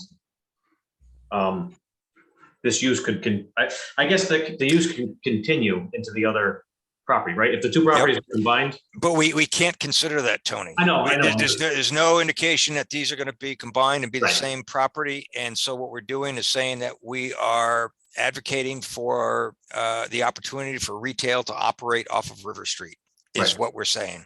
Right. I agree. No, what I'm, the long way around is that they have another option, is what I was trying to say. If they combine the two properties and eliminated that access, they could do Understood. Yes. Right. without this. Anybody else? Oops. Nope, got your hand up. Yes, sorry, yes, I do have my hand up. I don't really have a problem with this or the zone change. Okay. I think that the garage use is not a real good use for the residential as it stands. I think we also do have some commercial access already on River Street. You have the access to Citizens Bank. You have the access to Pet's Choice. You have across the street access to a couple of stores. When the school gets out, it's a lot of traffic in this area and mostly from the school. I just don't see visually where I'd rather see the garage use changed into something else.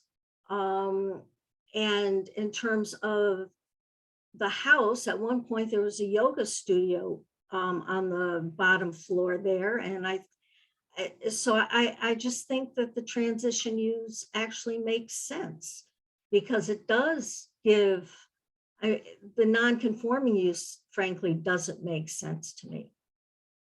And maybe it's not specifically in our plan of conservation, but nothing prohibits it. And like I said, to me, it makes sense. So I'm I'm on the fence big time with this one because the Bergeron one on the adjoiner there that's being involved in this on 17 has the use that they're looking to do on their property. And they were unable to apply for it for a special exception back in the day, but apparently can't.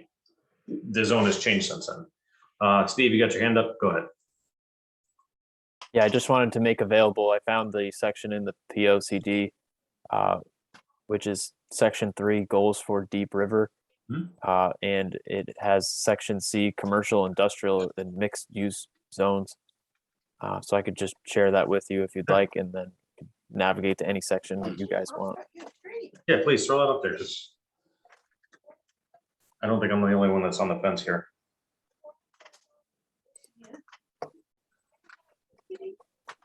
So this is section 3, goals,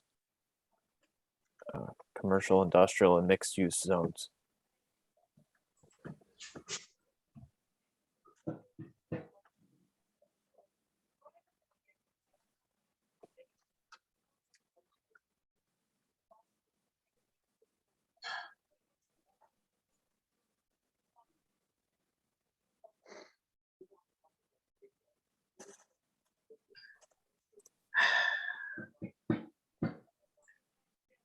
Can I gotta throw up the map for a second, Steve. I'm gonna switch back for a second.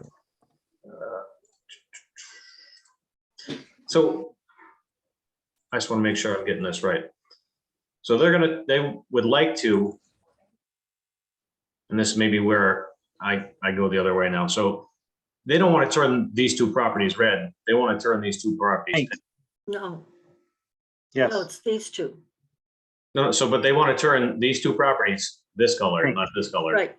Yes. Okay.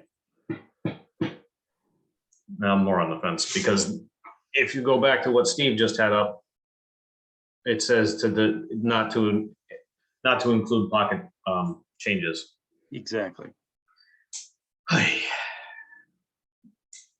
But it does allow for transition.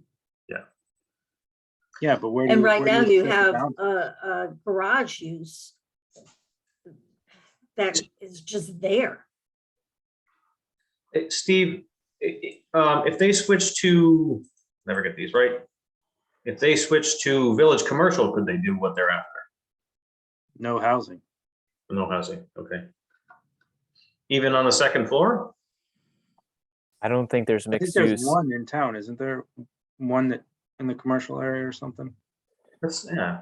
When the applicant initially brought the proposal forward to us, just administratively in the office, we encouraged them to pursue a zone change to this as opposed to commercial because of the less intense uses and the allowance for Oh, that's right. Yeah, that's right.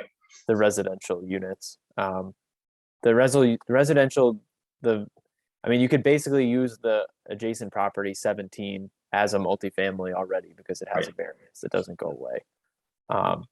You would basically just be if you considered their proposal for the property, you would just be adding the 2 residential units above the garage and potential for retail or other commercial type use on the bottom. I don't remember exactly what the regs said there. Okay, no, you're right. That's okay. So if it was red, it would have more intense uses. Okay. Yeah, I think when you look at the existing transitional zone on the other side of River Street, Mhm. I think it's a similar location, but I'm not gonna go Okay. into. Quickly, Matt, the public hearing portion of this is closed, so I can't let you speak. Have to, I'm sorry, no. no worries. All right. Anybody else from the commission want to comment?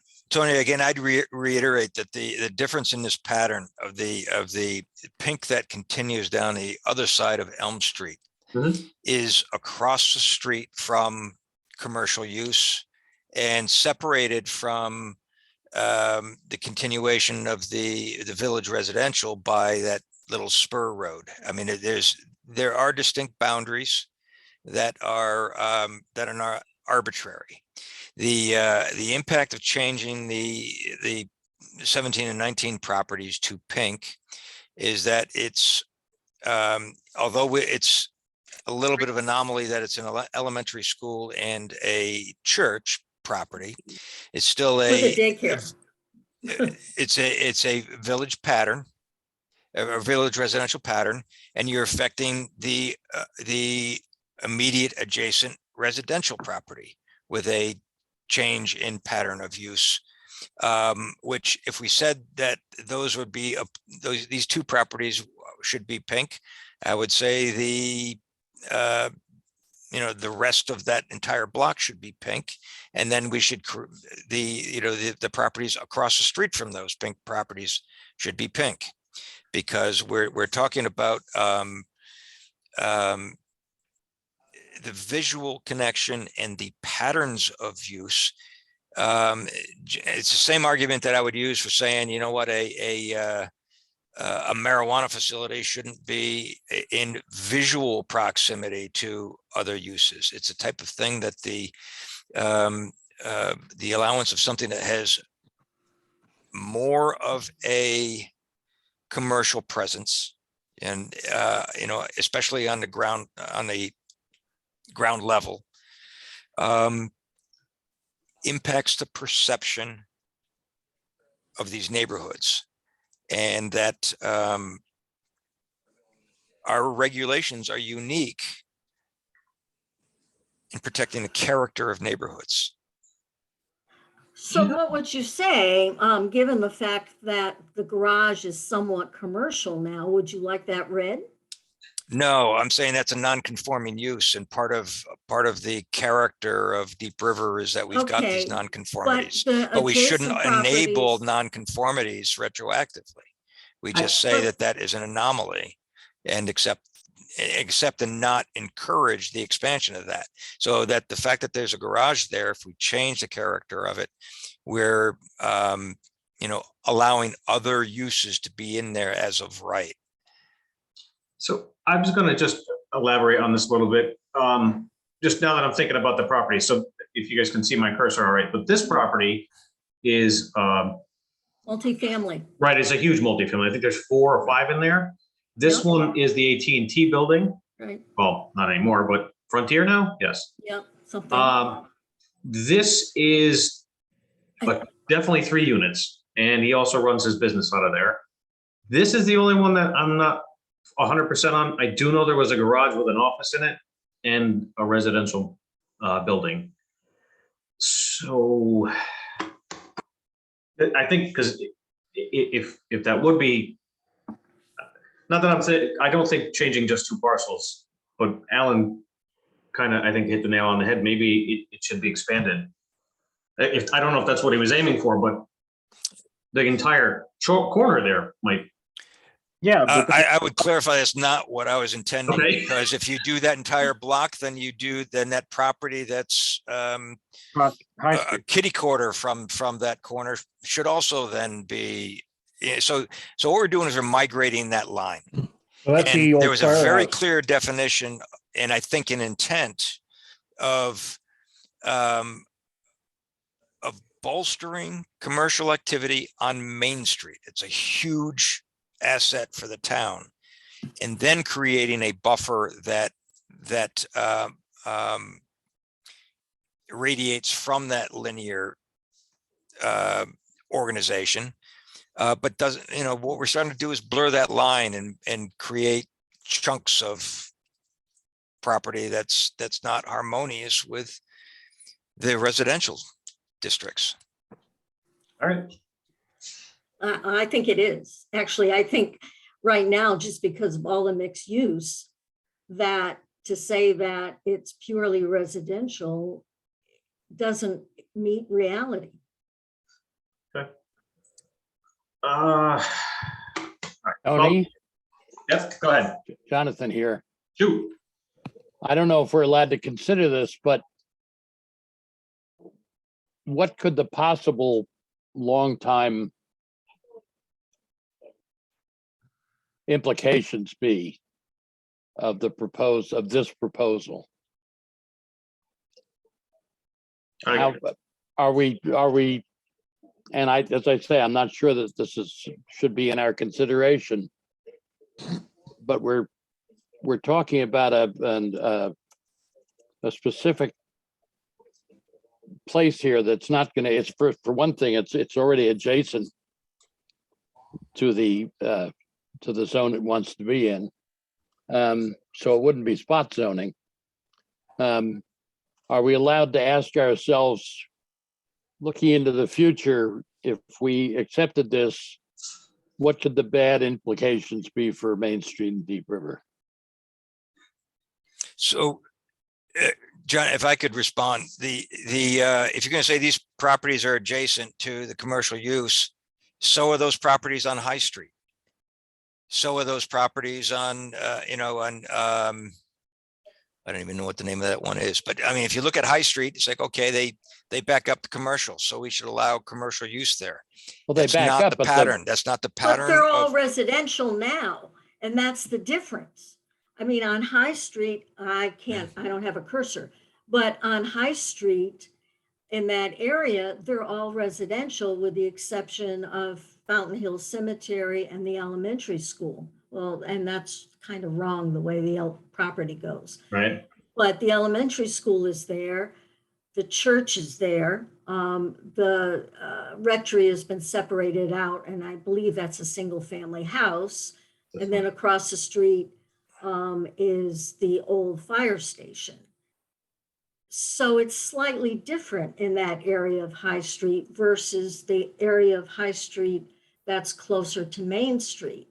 I agree in a way, I think all of that could be pink as transition, but they're only dealing with 2 properties. And I just don't think if it's a village transition district, it really changes the reality of the situation. You're not going to get a single family house in that garage. And so everything they do is non-conforming. And then you get into the whole, is it an increase of the non-conformity? Is the garage the non-conformity if you want housing there? So it's just such a gray area. I think that village mixed use makes sense. And I also have a problem with people with chatting at the moment. I think it should be verbal versus kind of chatting. That's just me. Because the public hearing is closed. So it's just, commission member discussion. So do we get to include Steve in that? Because he's got his hand up.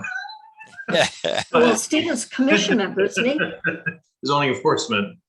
Go ahead, Oh, Steve. yeah, no, that's definitely, he can talk. All right, I was just making sure you were on the same page. No, I'm just, in terms of public hearing, when you Staff. close it, it's staff and commission discussion. Yep. So, Go ahead, Steve. I just want to be clear, I'm not prepared to provide an opinion right now, but I just wanted to provide some additional information. I know the public hearing is closed, but this is just an idea of, you know what, actually, I'm going to refrain from providing any additional information about the property because the public hearing is closed. So, excuse me. All right, anybody else? If not, we still have a motion on the floor by Jonathan. Stanley'd like to speak, I think. Oh, Stan, go ahead, sorry. Sorry, I was stuck on mute. No. Yeah, I'm on the fence totally.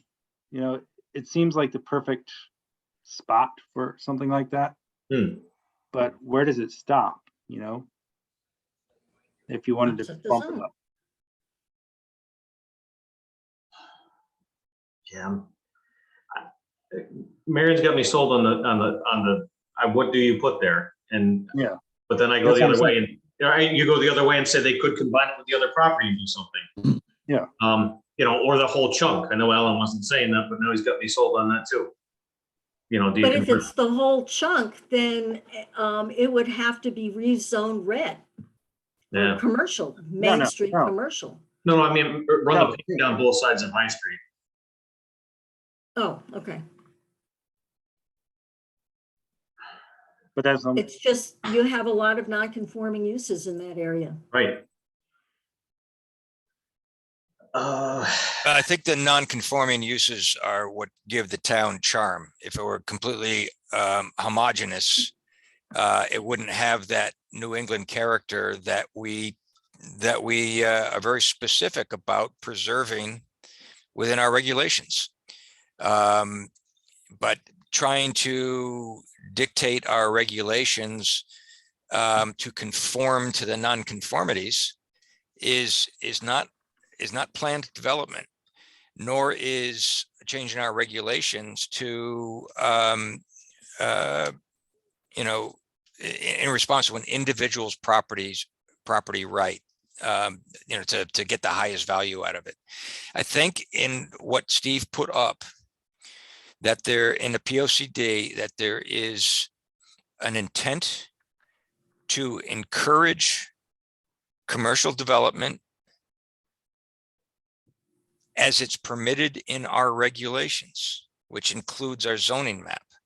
We should be encouraging the expansion of the commercial in the existing pink areas or red areas.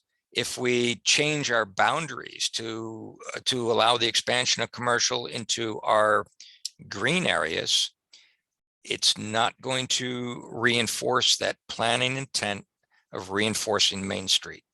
But I keep thinking it's not a residential use for the garage. It's not a think discussion of that property. It's a discussion of our zoning map and our regulations. Well, I then would be in favor of putting that entire area into village mixed use. Because I think it makes sense for the existing uses. And sometimes you have to use a little common sense because nothing is ever totally established by regulations or even in the plan of conservation and development.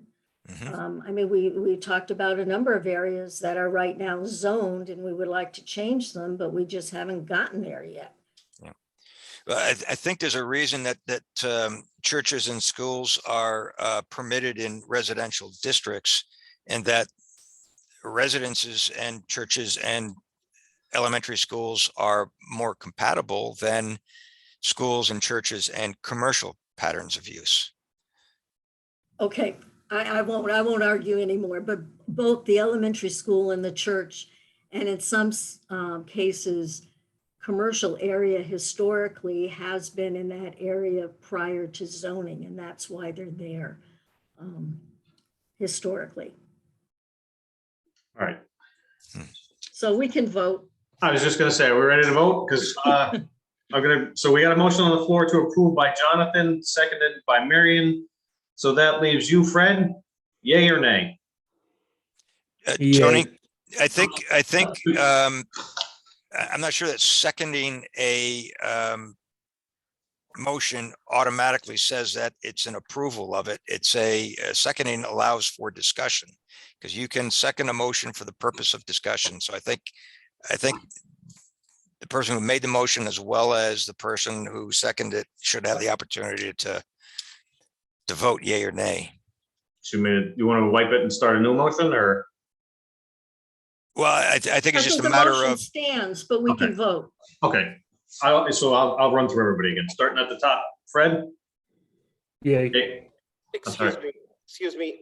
I know, I don't know if I have the ability to just say a few things before you guys. Yeah, you actually can. I'm sorry. I hate to cut you off, but you can't. The public hearing portion is closed. Sorry, Fred, I didn't hear what you said. Yes. Yes, Tony, is Mark the applicant? he is. Isn't the applicant Oh, I'm sorry. allowed You're to right. provide clarification?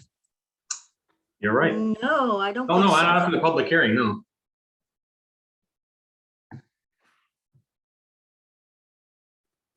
That's the frustrating part about closing the public hearing. Right. Where are we? So we did Fred. Jonathan, A, it was a yay or a nay? that was a yes. Yes, thank you. I'm gonna have to go with yeses from now on. Alan? No. No? Stan? I'm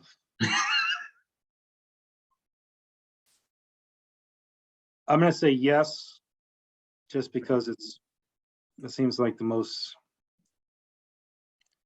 feasible spot, but I don't want it to keep growing into the residential area. Okay. And Marion? Yes. All right, motion passes. Continuing on, we don't have the text amendment yet. Item C, preliminary discussion, potential development concept for 575 Winthrop Road, applicant Ben Whalen. And with that, give me 2 seconds to switch the screens over here, and I'm going to turn this over to Alan. Let's see, new share. And let me mute myself, and I will make you the co-host. Menu.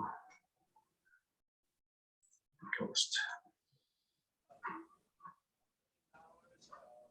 All right, Alan, it's all you. Okay, so my understanding is that this is just an informal discussion with the commission and not a public hearing. So I think we're here to respond to questions from Mr. Whalen. Is Ben here to explain what he's asking of the commission? Yes, I'm here, Mr. Chairman.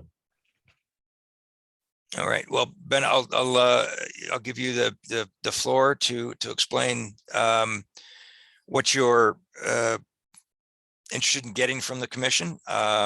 And I would also ask if there's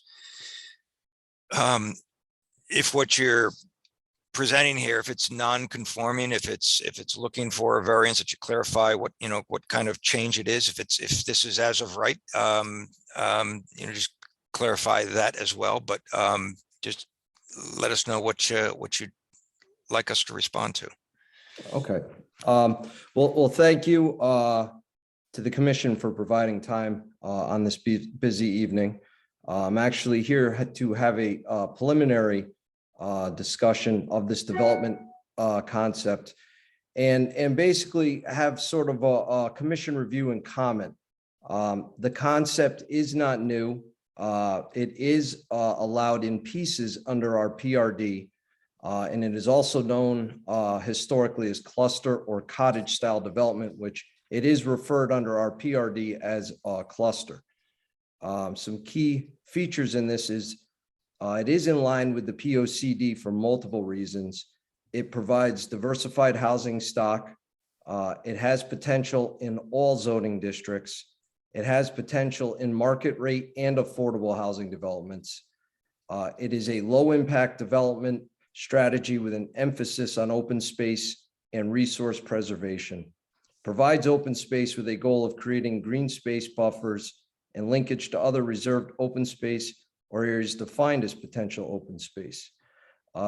Another positive note, typically these style of developments have association responsibilities with maintenance, which not only the people purchasing like, but is not a burden on the taxpayer.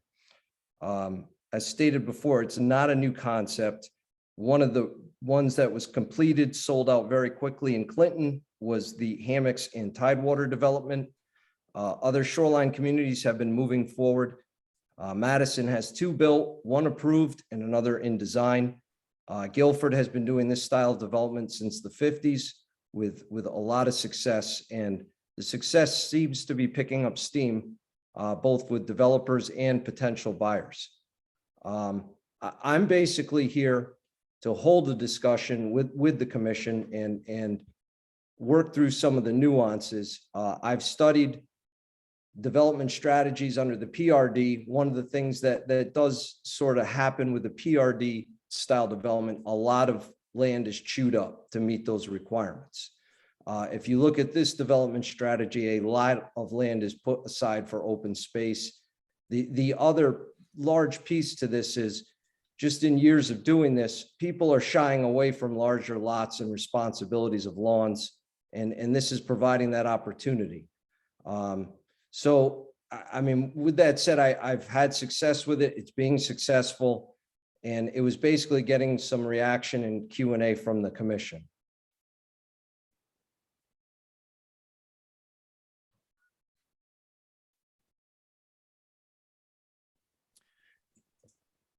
Any questions or initial comments from the commission? Oh, questions. I always have questions. Just because it's so hard to read this on a computer screen. In terms of the open space, it looks like, I don't know if it's half, but close to half is open space.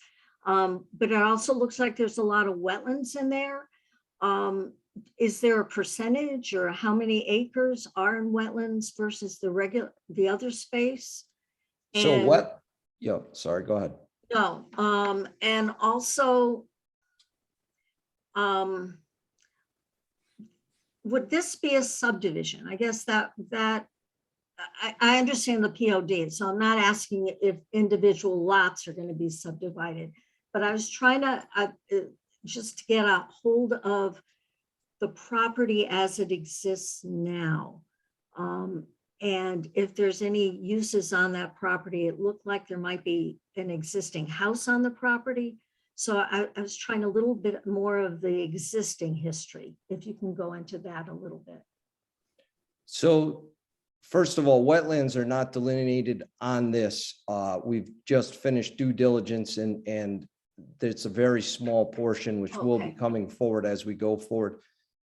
More than half of the land is being given back as open space Right. on this.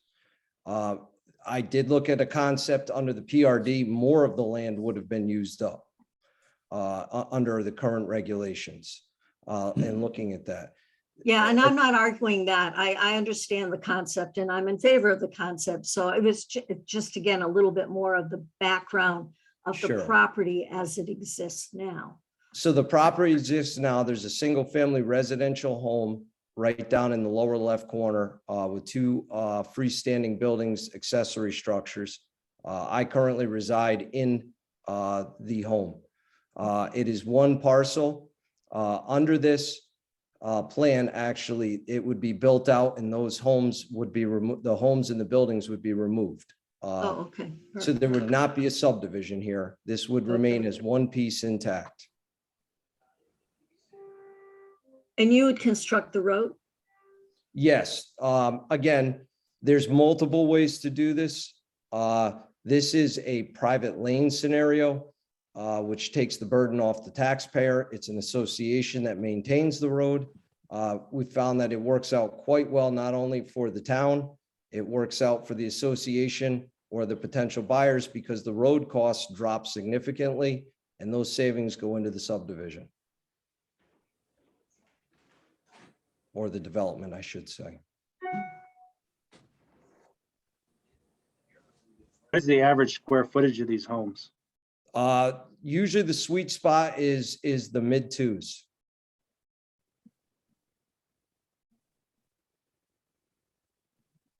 Again, it looks like there's between 2 and 3 bedrooms. Some 2-bedroom homes, some 3-bedroom homes. Is that correct? Mhm. Yes. Found also that's diversification for buying pools. It's not locking into 55 plus or anything of that nature. Typically found you're getting a diverse buyer in these because there is flexibility, which we found works well. Some people want to still be with younger families, or younger families do want to mix. Have you initially done any soil testing for the septic systems? Or is this just concept at this point? This one was concept. We just finished diligence with a soil scientist and also have finished wetlands. That's going back to civils right now to clean everything up.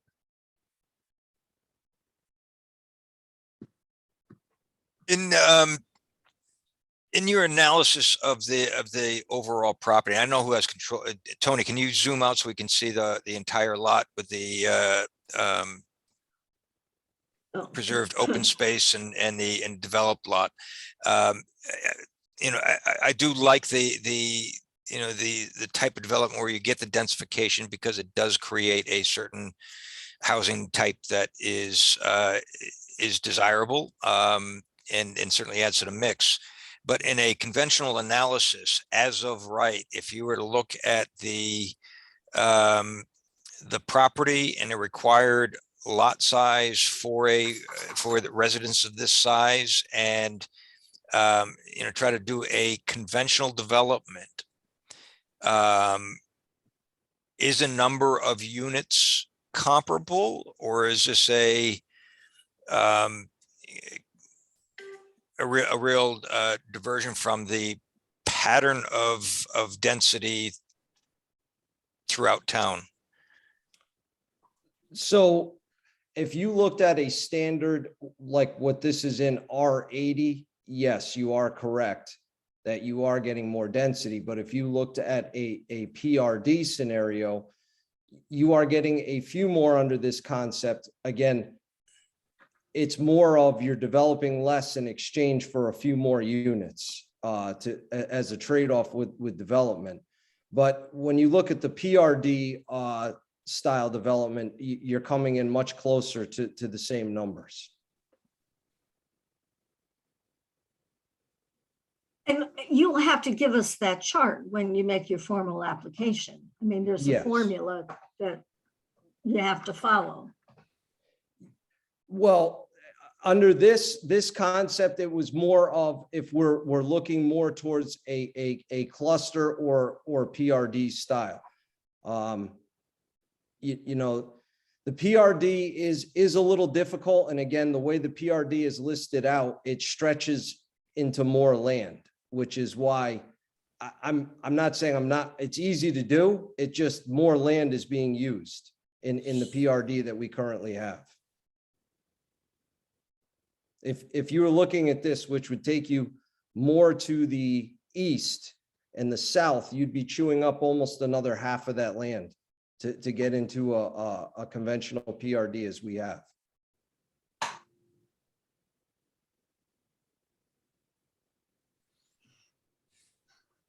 I have a couple quick questions. Ben, could you elaborate on what the property ownership is? It looks like there's 2 parcels here, one of them with that cul-de-sac type pavement, and then the other one with the houses laid out on it. Is there any different ownership between those, or what's the status with that? No, there's no different ownership. It would be an association. Think of it as a condo association for the entire piece. The association maintains control of everything. There is question and some flexibility to talk if you know, the things have to be done differently with the road, but typically coming off the main axis is all association and all What is the, ownership. I should have phrased that better. What's the ownership right now? As right now, it's all under one, Okay, so it's one parcel. one parcel, yes. Does it look like it's two on this map? Is it being shown as two separate parcels? There's a line. There's a line drawn down the middle. That's a stone wall. Which one are you looking at? That one right there where your cursor is. Yeah, I don't know why that's there because that it's all one contiguous piece. Okay. Yeah, if I zoom in, it definitely is a line style that indicates a property line. So Yeah, if it is, it's just it's a- something perhaps needs to be corrected. Yeah, that'll be a correction. It's all one contiguous piece. And why then it was also confusing because the cul-de-sac is there. If it is a private street, do you need that cul-de-sac? It looks like there might be, I don't know, there's a little triangle, so it's hard to see. Is that like an underground fire tank? Why is No, the the- cul-de-sac there? The reason for the cul-de-sac, if you sort of zoom in there, is to try and create sort of private space where the home ownership is versus say where the dumpster enclosure is and say where the mailboxes are. That's okay. That there can be turnaround there. There's also overflow parking. It's trying to keep the bulk of that style of traffic out of the housing areas. Okay. That's the problem. I'm sorry. That's the problem with trying to look at this. I even actually tried a magnifying glass and I still couldn't read some of the I'm sorry, things. you know, So- I like in-person meetings with big paper and hopefully we'll get there. The other really big piece to this too is if you guys do zoom in and out, this does provide contiguous access to land trust property off to the south, which is landlocked, not landlocked, but is accessed off a cul-de-sac from Sunset Ridge. Which when I purchased the property, the land trust and I were talking about potentially they were looking for access and continual access. The other reason for that cul-de-sac was to provide additional parking for access to that land. If Cocaponzit across Route 80 needed access, there was parking. There's also potential access down to the lake down there that was proposed as well too for the public to be able to get down as well. Is there a reason for that little triangle where everything is slashed, presumably open space, and then there's an area that's not open space? Yes, thank you. Is there a reason for that, or again, this is a concept plan? This is all merely concept. We were getting it on paper. It was back and forth. This has been a couple years in the making of playing around with things. So this will all be cleaned up as we move forward in our final wetlands delineations and septic designs all come forward here.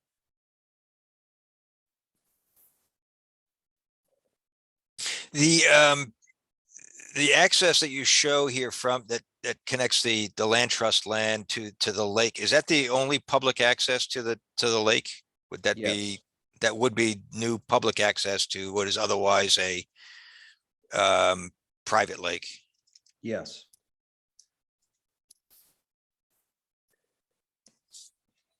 How many houses are around that lake? I'm not 100% sure on the other side. There's probably just off the top of my head around 10 houses on it now. 10 to 12.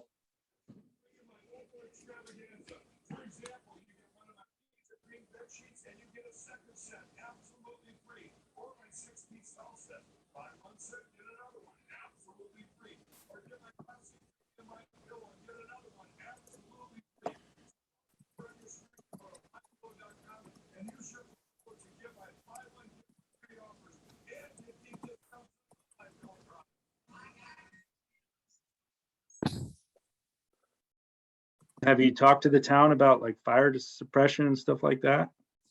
That will all be dealt with the final plan as to what our strategy is.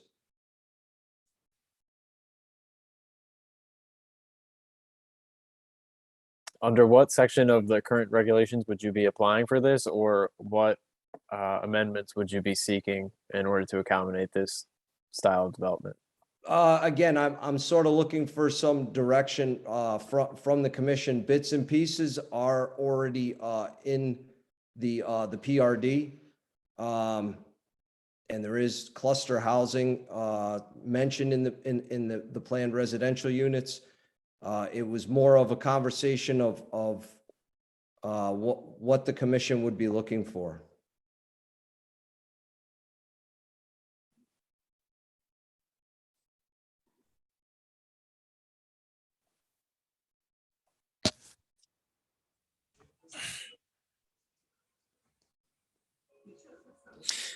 I guess one thing might be worth considering is if we're looking at a kind of a densification of residents here.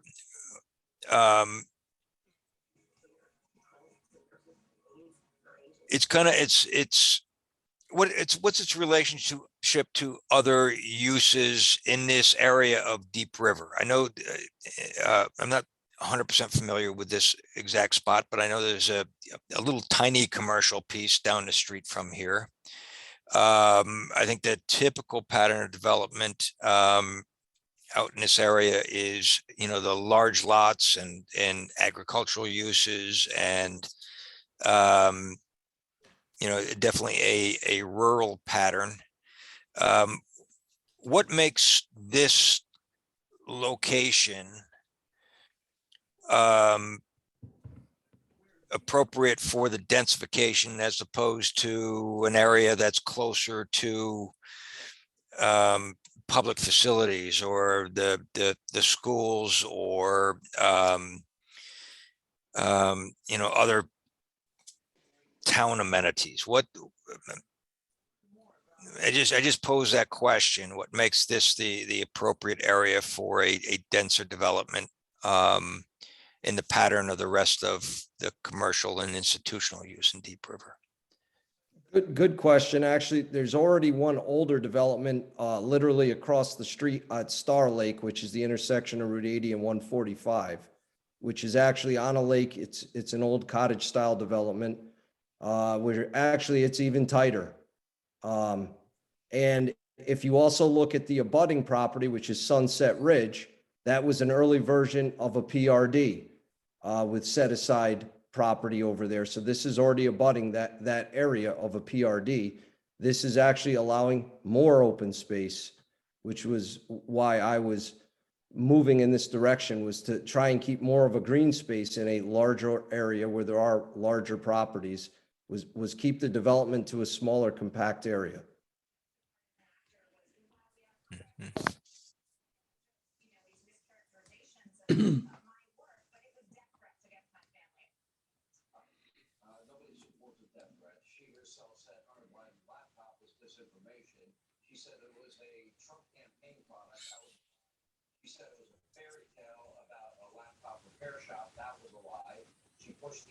We have any other questions or comments from the commission?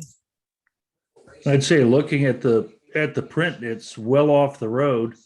So it's not like it'd be a trailer park next to the road. It looks like a bunch of nice houses that, folks would like to, that would want to still live and have a country feel without all of the requirements that living in the country bring on a homeowner. I think that could be a real good thing. It's not like you're going to drive by and see a bunch of cookie cutter houses or anything. It's secluded, and I'm sure it'd be tastefully done. I think that we have a big need for housing in this area. I mean, I've talked to people, being in the heating business, and there's people ask me, do I know where there's a rent? Do I know where there's a rent? Let alone a house you can buy. So I think that this kind of development could be good for the town. I was going to say, I just like the idea of large blocks of open space versus, R80 in many ways is just such a waste of land. I think key issue though is septic system and septic system designs, because obviously you need to do that properly.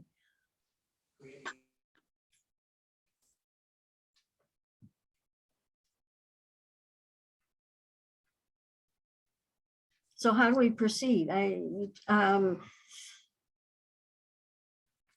Well, I in think- our regulations, again, there's a chart, there's your, to tell you how many units there are. If that needs to change, then there would be a regulation change. So I guess, Steve, you need we need guidance. Yeah, the applicant, I'm guessing is putting this feeler out to see if, either if we can put another potential planned residential district type zone in Deep River, subject to basically like overlay zoning, or similar to the existing planned conservation district zoning regulations, with a similar density bonus for the preservation of open space, public access to deeded open space or public open space. And then sometimes there's amenities associated with these types of developments, such as like a public playground or sidewalks, something that goes along with the nature of the development. And it's balanced with the proposed use. So I would guess that a new residential zone development or overlay zoning development similar to our planned conservation district that's existing would need to be enacted.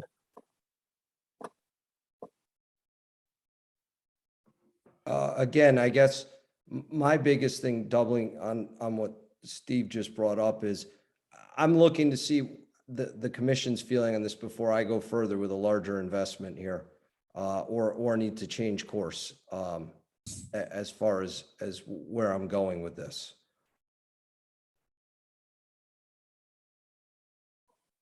Have you looked at our plan conservation zone and worked the numbers? Again, it's hard to see how big this, I think the open space is 8. So is this like a 16-acre parcel? I mean, do the It's numbers work? just shy of 15 acres. Yeah, when I did do very quickly in the early stages, I did an overlay and we chewed up, I think, an additional 4 or 5 acres of what was able to be done. Because you're getting into lots with lot requirements again. This basically is erasing lot requirements. It's about the well and septic and fire separation. So it keeps things tighter to provide that more open space.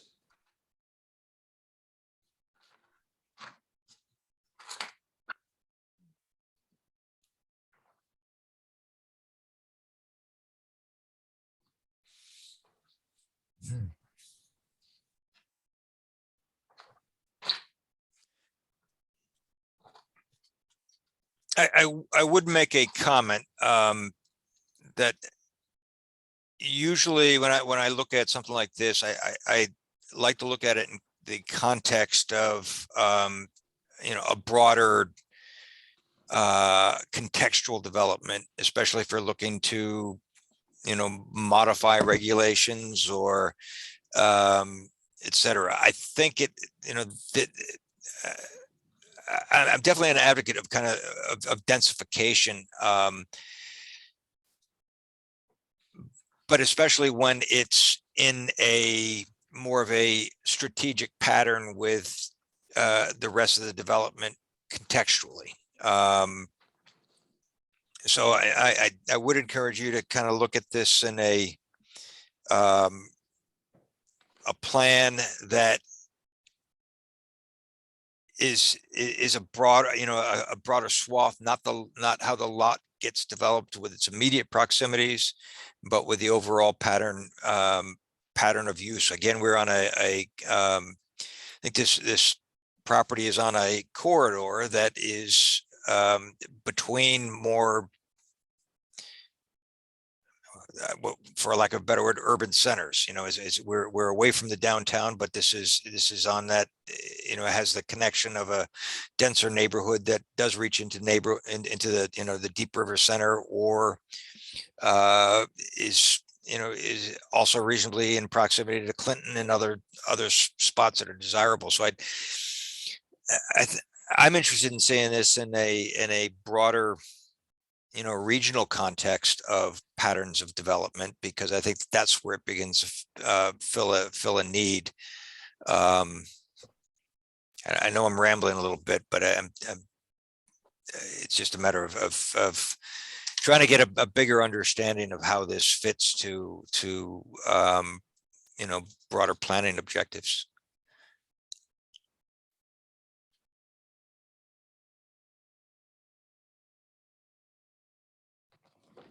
I think the other thing that's interesting is you look at the patterns of open space. So if we saw how this, what your set aside of open space, how that relates to, a planned pattern of open space with a land trust, I think that is also a key to the discussion.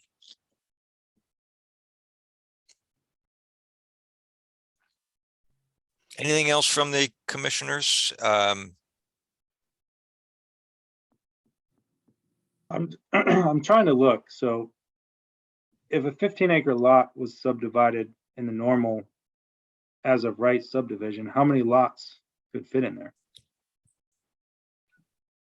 I never looked at a normal subdivision on this. I looked more at the already allowed the PRD as opposed to the 2-acre.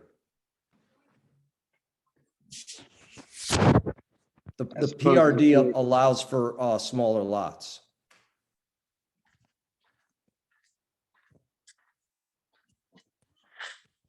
I think the problem is that with conventional R80, almost 2-acre lots, I mean, that was the standard for a long time, and people are looking to vary that. And you get a lot more larger chunks of open space and less lawn or just chopped up development, and that's why it's desirable. I haven't been through this in Deep River, so I'm not sure about the fact that it doesn't have lot lines, conventional lot lines. Simsbury, where I used to work, had a variety of concepts that were actually very beneficial housing wise.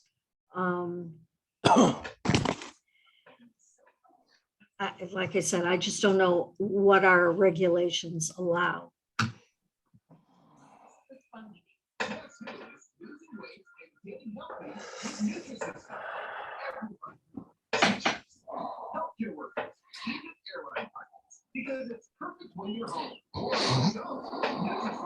So I'd ask one more time, any additional comments from the commissioners? So if not, I'd like to thank you for bringing this to us and allow us, a candid conversation. I think that this is really important to the process, as opposed to coming in with a fully blown plan and just asking for approval. I think that this does give us the opportunity to ponder this and see where changes to our regulations or changes or different approaches might meet other bigger goals and objectives of the town. So hopefully we'll have some further discussion. I think what's going to be necessary is for this to kind of sink in. I think we're getting familiar with it. So there may be some additional comments or reaction from the commission to this after we get the chance to look at this in context and refamiliarize ourselves with our regulations. So I'd suggest that perhaps you come back to the commission to see if we've had some follow-up observations or comments. I'm not sure how we do that, whether you come back during the public portion of the next meeting, just to as a follow-up question or schedule something. But again, me personally, I'd like to have this sink in and understand how this fits into not only our stated objectives, but how does it present other opportunities, or what other impact it has that I'm not seeing at the moment. That's all. I guess one question I would have is, what's the time frame that you're looking for on this project to get it moving along? Because obviously, this isn't something you're just doing for giggles. This is a serious project, and everybody should want to work together to try and either, make it work or not work, but at least have some kind of a time frame involved in mind. What I would say to that is, we literally just finished again with soil and delineations 2 days ago. And what I would say, if it's okay with the commission, is I'll get that data on paper and then circle back with zoning, sort of bring them up to speed and see, hopefully it could be next meeting for another one of these discussions, if that works, or a little bit down the road, depending on my time frame. But I can provide a little bit more information, and hopefully you guys would be at a point where some things have sort of percolated through, and we could have another serious conversation.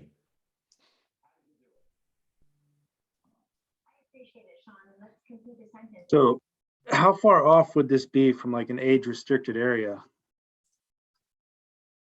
There's no age restriction on this at all. No, I know, but like for a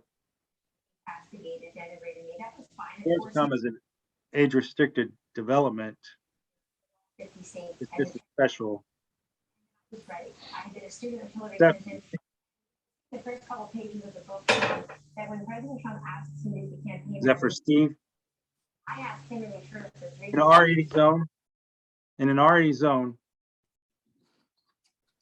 for an age restricted development, it's just a special exception, correct? I believe so. So how far off would this be? I mean,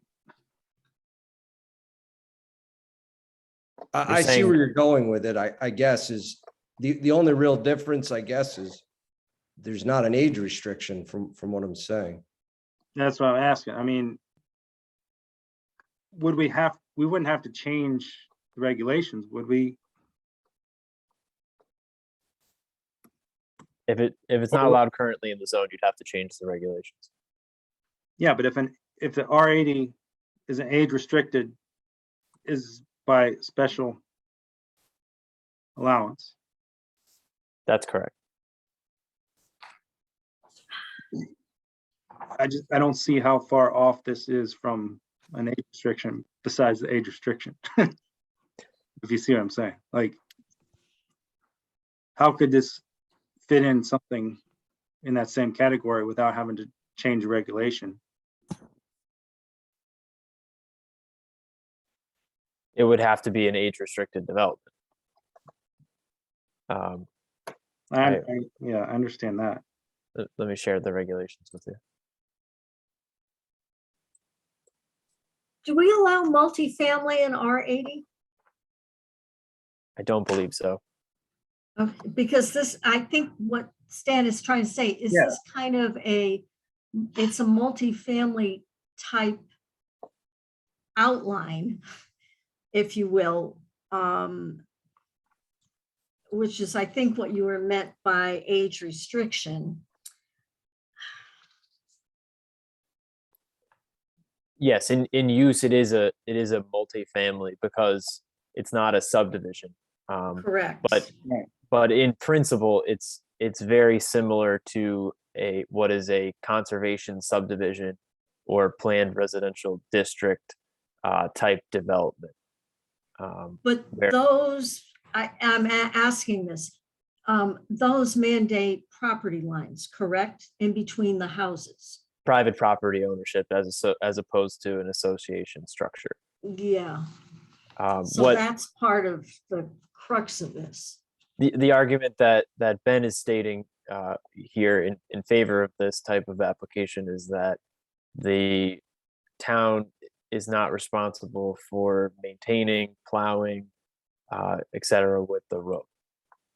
Yeah, and I understand that, as well as you get the open space, either owned by the town or by the Land Conservation Trust, which is, again, one of the benefits. It's just our regulations may not quite allow it the way it is now.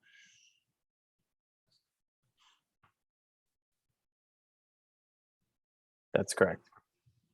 Well, I mean, I think what Ben is just looking for is how favorable would the commission feel about changing a regulation potentially? And I think, Stan summed it up pretty well that, a little bit of additional information would be a benefit to you guys in helping make that determination, it sounds like.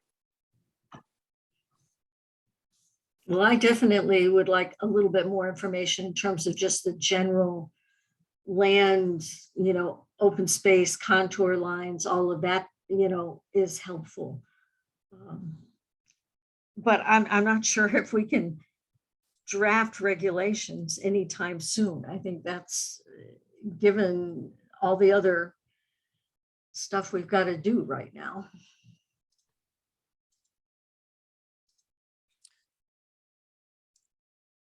Yeah.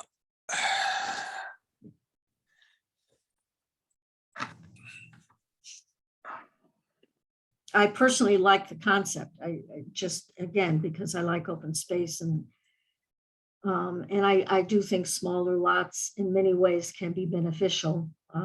But again, in that area, you have to really, there's separation between wells and septic systems and that's very important as well.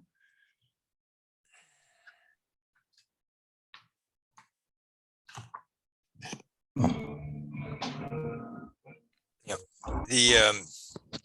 I know I tend to err on the side of guiding any regulation changes or zoning boundaries by something that's recorded in our planning efforts and recorded in our POCD. So I think it's important that we tie this back to public objectives. And I know that there are, certainly the housing issues, the diversity of housing and the getting a mix of both affordable and market rate, et cetera, that ties into that discussion. There's some broader discussions that are happening in town already with it that this ties into. So I think there's a lot to think about here. One more question. Under already the regulations, it says planned conservation developments. What is the definition of that?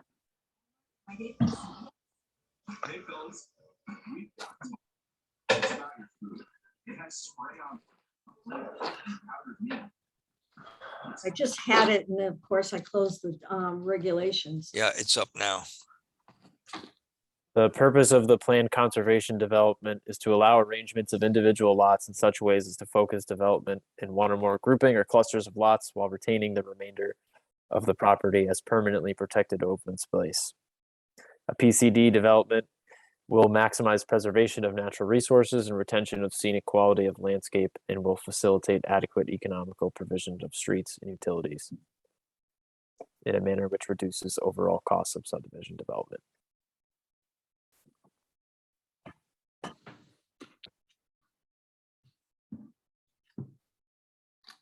It's a two-part process. It's a special permit and then a subdivision approval.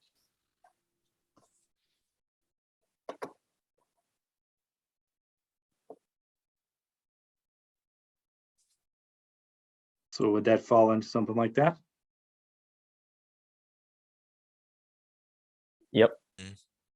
I mean, it's up to the applicant, but sounds similar, except this is not this would not be a subdivision application as proposed. Right. In other words, it wouldn't divide it into private ownership lots. The whole no mascot thing, you know, because if you're not interested, you should really say something, because I gotta keep game.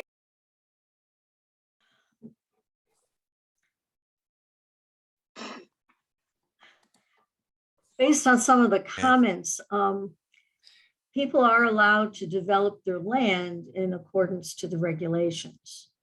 So- I don't think we should be responding to the public comments. It's not a public hearing. Right.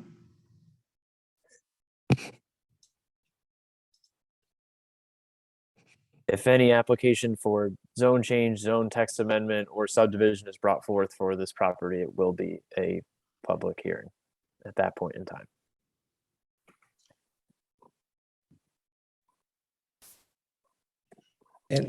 Again, I don't want to say I'm not opposed to doing the conservation development. I looked at it. I could bring that plan forward. The thing that I didn't personally like about it is a lot more land was being used up under that development scheme. But I could dust off the old plans that I have under that scheme as well. I believe almost half of that open space was chewed up.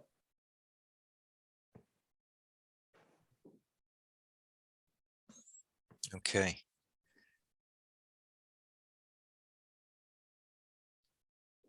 Actually, I don't have the agenda in front of us. I think there's a few more things that we need to finish up tonight.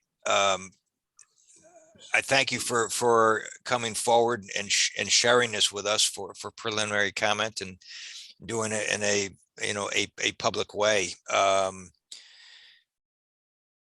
So we kind of look forward to future discussions and again, I think maybe we mull this over and get a better understanding, and we can if you desire, we can continue our informal discussions prior to you trying to make a formal submission. Has the input been what you're looking for from the commission? Yeah, I got somewhat of a feel, and I will basically keep the conversation rolling with you guys. I'll come back in. Like I said, I've got more information being put down, and we'll just have a working conversation to work through this and arrive at the best way to do this for whether it's a change or working with the regulations. So I thank you guys for your time on this busy night. Okay, thank you very much. I think we'll kind of close the discussion on this item, and I will turn the chairmanship back to Tony. I was hoping you were going to finish the meeting out. Yeah, I would, but I can't find my agenda. All right, so on to item number 8, old business. Site plan application, expansion of use at 169 Main Street, addition of an outdoor patio, applicant Matthew Very. Last time he was here, we sent him to design review, and I believe he's got those comments back, and I saw him on here, so if you would, Matt, if you would give us your, what happened at design review. Actually, I think Dan Batt is here too. So anyway, if you would go ahead. Yeah, sure. I'm happy to answer any questions anyone has, but and maybe Dan can jump in if I'm misspeaking. The minutes from the design review meeting are online with these plans if anyone wanted to read them. But in general, it's I got the impression at least that the group was on board with the direction I was taking the project and kind of my intent in the space. In terms of what's proposed here in the application, I think that there's no objection. There's minor discussion about finite details, but I was under the impression there's no objection with moving forward to so I can begin construction on the patio. All right. Commission members, any questions?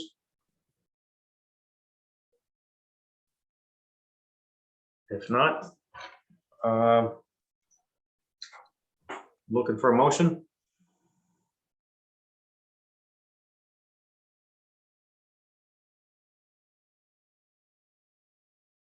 Alan, if you're talking, you're muted. Some people like it that way. I would move to approve the application. Especially given that they've gone through the review with Design Advisory. I've read the review. They're certainly in favor of it, and I guess I leave it at that. I make the motion to approve. Second, Oh, who jumped on us? Jonathan, was that you a second? that was me. Oh, thank you. Fred I approve. and Stan Yes. and Marion. I approve, but with the condition that he does put some low planters in the area. I think that was part of the design review board approval. You make me go back through this. Okay. Sorry. You're looking to amend that motion to approve. And who made it? Alan did. I Alan. made the motion. I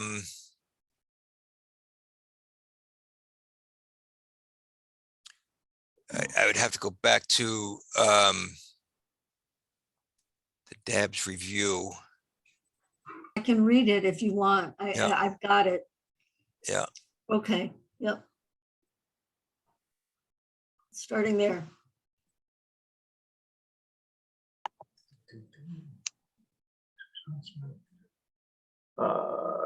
Two computers. Yeah. Let me if I'm scrolling too fast. The planters, huh? In place. Scale materials. No, we're off. On planters, huh? I don't see it in here. Yeah, I do remember seeing Okay. something on it, and I think it might have been in the. Let's saw see, it. the commission members walked across the street. That's the beginning of the paragraph. They talked a lot about gray colors, but Yeah, this was- Adding planters along, yeah. Right there. Cover siding. yeah. West Street. Discussion the role of planters. Okay. I was gonna say, you could just make the condition that you abide by the Design Advisory Board's recommendations. And then it's all of them. Whatever. Alan? Yeah, I want to tread lightly on this. Okay. Because again, having served on Design Advisory Board, I'm trying to recall whether I'm not sure Planning and Zoning has the purview. I mean, we can enforce a recommendation from the Design Advisory Board. I don't recall whether we can pick and choose. I suspect we can. I think maybe we ask the applicant if they would be amenable to including that specific recommendation in their proposal. Yeah, if I could speak to that a little bit, and interesting point, Alan, because the way it was explained to me is that the Design Advisory Board offers an opinion, and it's actually really neat that there's a group that does that for people in town, and then me, as the applicant, I can choose to take all of that advice or up to none of it, but then it's ultimately up to the zoning committee to make a decision based on, with one of the decision-making factors Correct. being the, recommendation. And also, as it's stated in here, I'm open to doing that. It's kind of what I want to do, and it's part of my vision. But I'm kind of curious what weight that holds if it is contingent, if the patio is contingent upon those planters always being there. If they're not there for, I kind of envision them not being there in the winter, for snow removal and that sort of thing when the space probably isn't used. So what, weight does that even really hold if it's part of the motion here? Do I get a fine, or do I have to take the patio up if the planters aren't there, in the future, in a hypothetical sense? Right, because, and again, I look at the language in the recommendations from the Design Advisory Board when it says, we encourage you use a historical gray paint color. There's not a mandate that would be, that the Design Advisory Board is saying, that should be a condition of the approval. While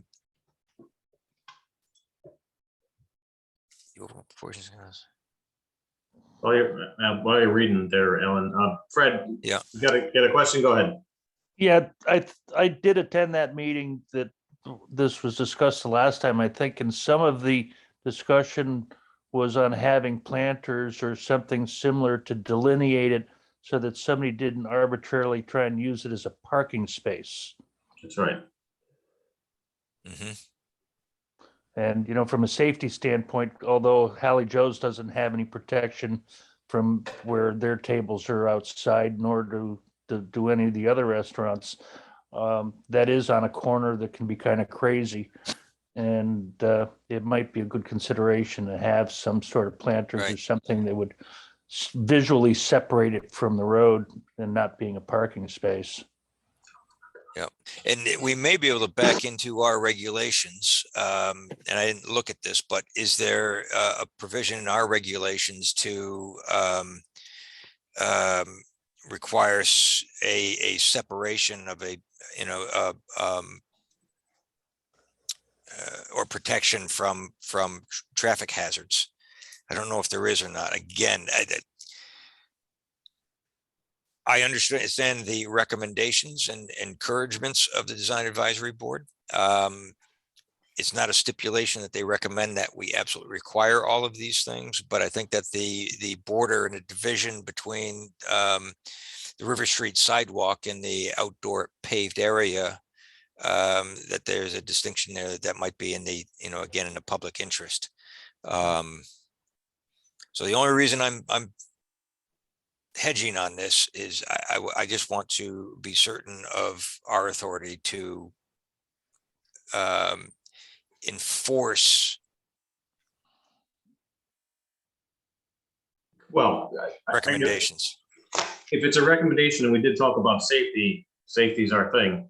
Yep. Health, safety, welfare. If it's about somebody driving up where people are sitting, that's a safety issue. Yep.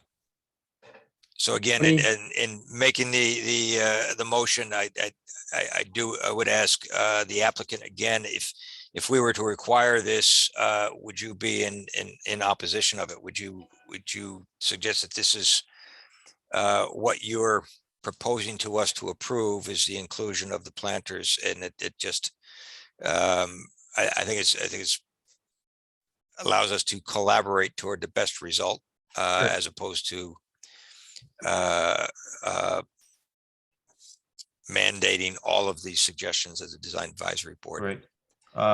So, I'm certainly in support of the intent of what we're discussing here. And I certainly want the same thing, health, safety, and welfare of the public and everyone in town is one of my top priorities as well. So I want to accomplish that if that's a concern. It's an interesting discussion because, as you said, Hallie Joe's and I believe Red House has some tables outside. Now they're separated a little bit from kind of that parking buffer along Main Street where, in my area, we are in a corner here. So if that, is in fact a concern, I'm certainly open to it. Again, I'm just curious of how, that actually ties together and kind of what that language would look like. Yep. If it's not a planter box, or is it about bollard? Tony? So can I suggest that that I amend my motion to say that we approve the the application with a stipulation that the applicant provide some form of protection of the, proposed terrace from public traffic patterns. I don't know if that's exact language, but I think you understand the intent. Obviously the advisory board has recommended the planters would accomplish that. Could I make a request to just tweak that a little bit? Maybe when the space is in use or occupied. Seasonal? Yeah, that would be fine too. I guess I'm just kind of separating the concern of safety for pedestrians versus someone parking on it someday. Because if people are driving up there and parking, I mean, that's an issue that can be corrected with, kind of some policing or signage, versus, a vehicle traveling into the space where people running out. That's a, immediate, physical safety versus a parking issue. So that was kind of my way of going after that, but maybe seasonally could accomplish that. I was gonna say, while the patio, while there's customers in use. While it's occupied, right? Yeah, while it's being occupied. All right, so we're at Alan. I don't know who seconded you, Alan, the first time around. I did. Jonathan? All right. Yes. You seconded him the second time? Oh, why not? All right. Fred? Aye.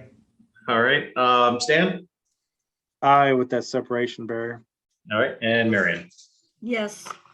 All right, Matthew, thank you very much. Looks like you're good to go. Great. Thank you, everyone. Have a good night. Tony? Thank you. Yes. Hey, Tony? Yep. I just, as an aside, Dunkin' Donuts had that issue and I don't know how it was in the final approval. Yep. But they put the stone wall where the benches are and some bollards going down. It's certainly something we can do. Yeah. I think we're on the right track. I think he's got it. Yeah.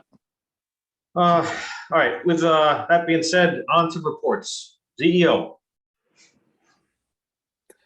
I think he left. I'm still here. All right. What do you got for us, Steve? In terms of enforcement, we sent a notice to, I think I said this during the last meeting possibly, but to the owner of, I want to say it's 411 Main Street. It's kind of near that hot dog stand on Main Street there. There's an existing multifamily home and it's being used to store some commercial equipment. It is commercially zoned, but the owner does not have the required site plan approval for it. So you may see him soon. He seems like he's not going to be cooperative, so maybe not. We'll see. All right. I'm trying to separate the towns that I work in and think of my Deep River zoning populations. I know we're going to go back to I know we bumped into this anyway, was the Ashland Farms coffee shop. Yes, I know John did review this and I reviewed it, and it's just a continuation of an existing approved use. So there's no zoning enforcement concerns with that. I have a question on that because that was approved as part of a farm stand where they sold produce from the farm stand that was grown on the farm and some from adjacent farms. But this is really a commercial activity occurring in an area that is not zoned for commercial activity. Because the coffee's not grown on the farm. And I believe also that there's a curb cut for additional parking there. And I don't know if that's approved by the state. I know that was an issue with the tree farm around the corner up on Winthrop for having additional parking. Yeah, I could give some additional information on it at the next meeting, but we did do a review on it. And we found that it was compliant with the approved use there. So I can start a barbecue stand in my place then. You had a previous approval. So I did speak to John a little bit about this too. just if it's, and this is not specific to that site, but any continued use from somebody who owned it before doesn't need to come back before us. If the Red House closed and another restaurant opened there, same deal. So, I mean, it creates a problem when somebody opens up something that was controversial to begin with, but that's kind of where we're at. But I think that the approval was contingent upon it being a subordinate use to an agricultural primary use. If that agricultural use has not continued, you can't continue a subordinate use. Correct. So Steve, is it correct that you confirm that this is still primarily an agricultural use on this property? That's what it looks like to me. We don't have a specific threshold that says, you know, a certain, there's certain criteria for establishing an agricultural use, but if it is a primary use, then yes. You could say generally that that's the primary use. So are we publicly saying that if you have a primary use of a farming activity, you can in fact have a farm stand? I believe so, yes. Which is a retail operation.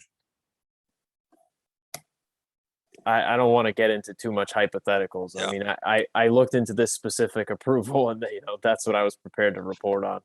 Okay, I know that in the past that there have been, you know, we have some difficulty in defining agricultural uses and what is permitted in conjunction with them. And I think this commission needs to kind of button down and clarify that definition so that we're equitable in our enforcement.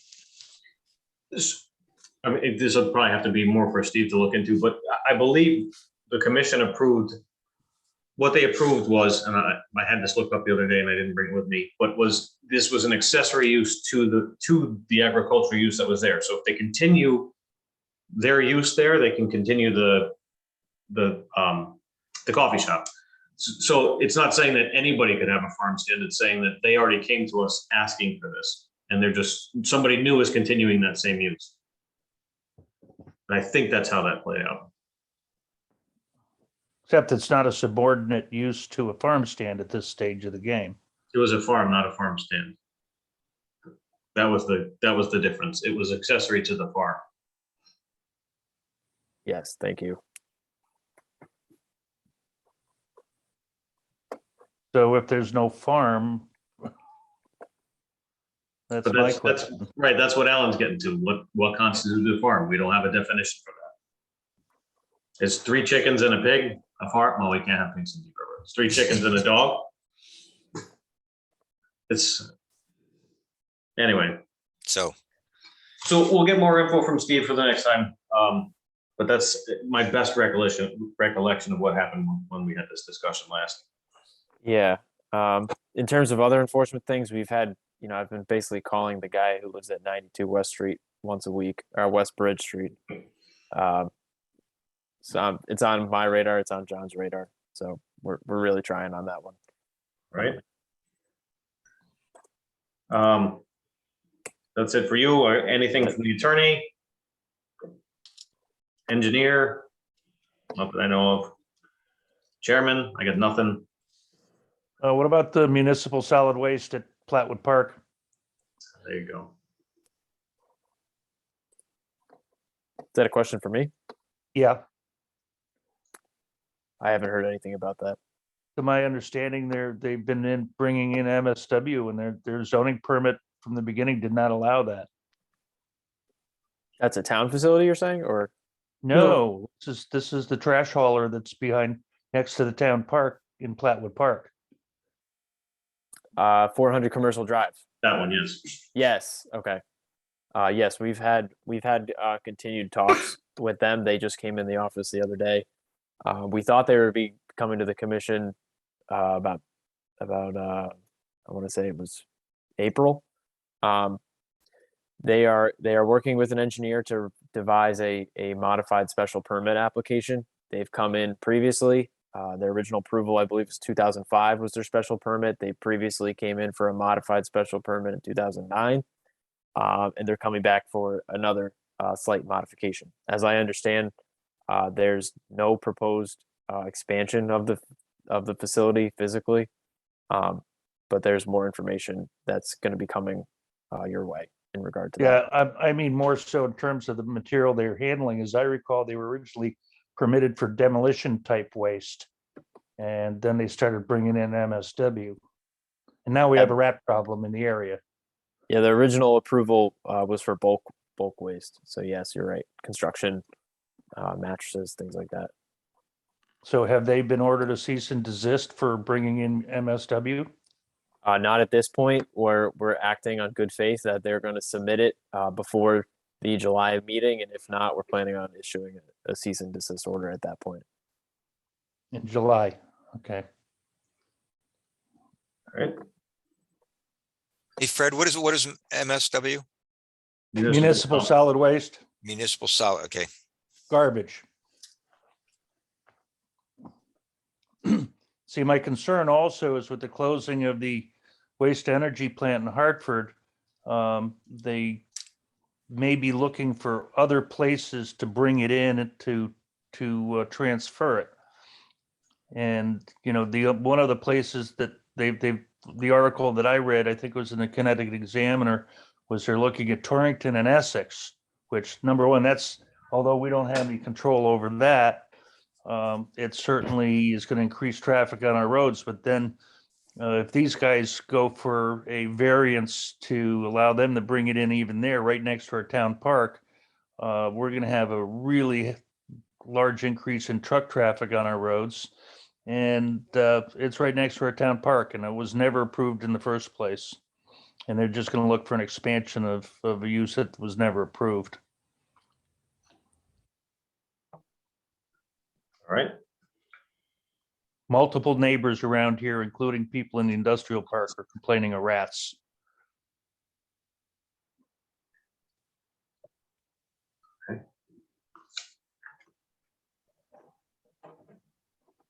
All right. I mean, we can go. Tony. Yes. Sorry. No.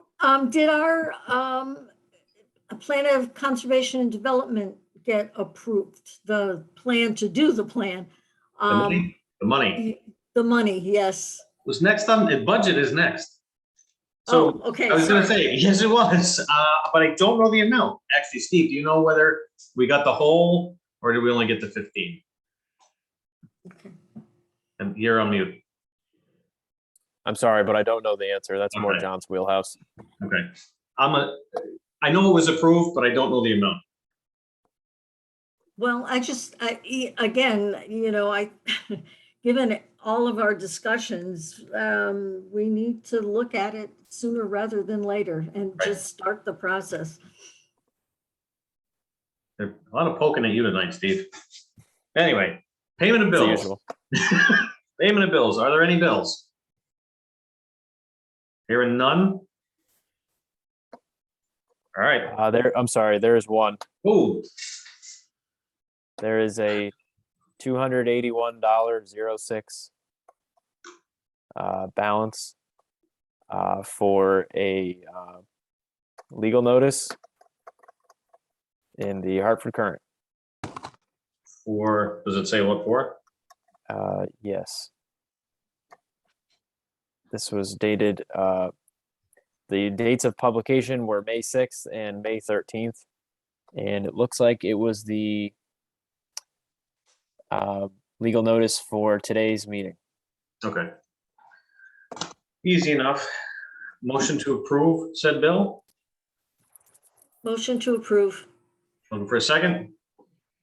I'll second. Oops. I think it was Jonathan Beach's Stan. Fine. Alan, Yes. Stan, Yes. and Fred. Yep. All right. Any more bills, Steve? That's it. All right. Looking for a motion to adjourn. So move. Motion to adjourn. Everybody. All right. We don't have to do a roll call. Everybody in favor? Aye. Aye. Aye. Thanks a lot. Have a good night, and I will see you next month. Okay. Good night. It's not next month already. Yeah, it's getting close. Have a good night, guys. Good night.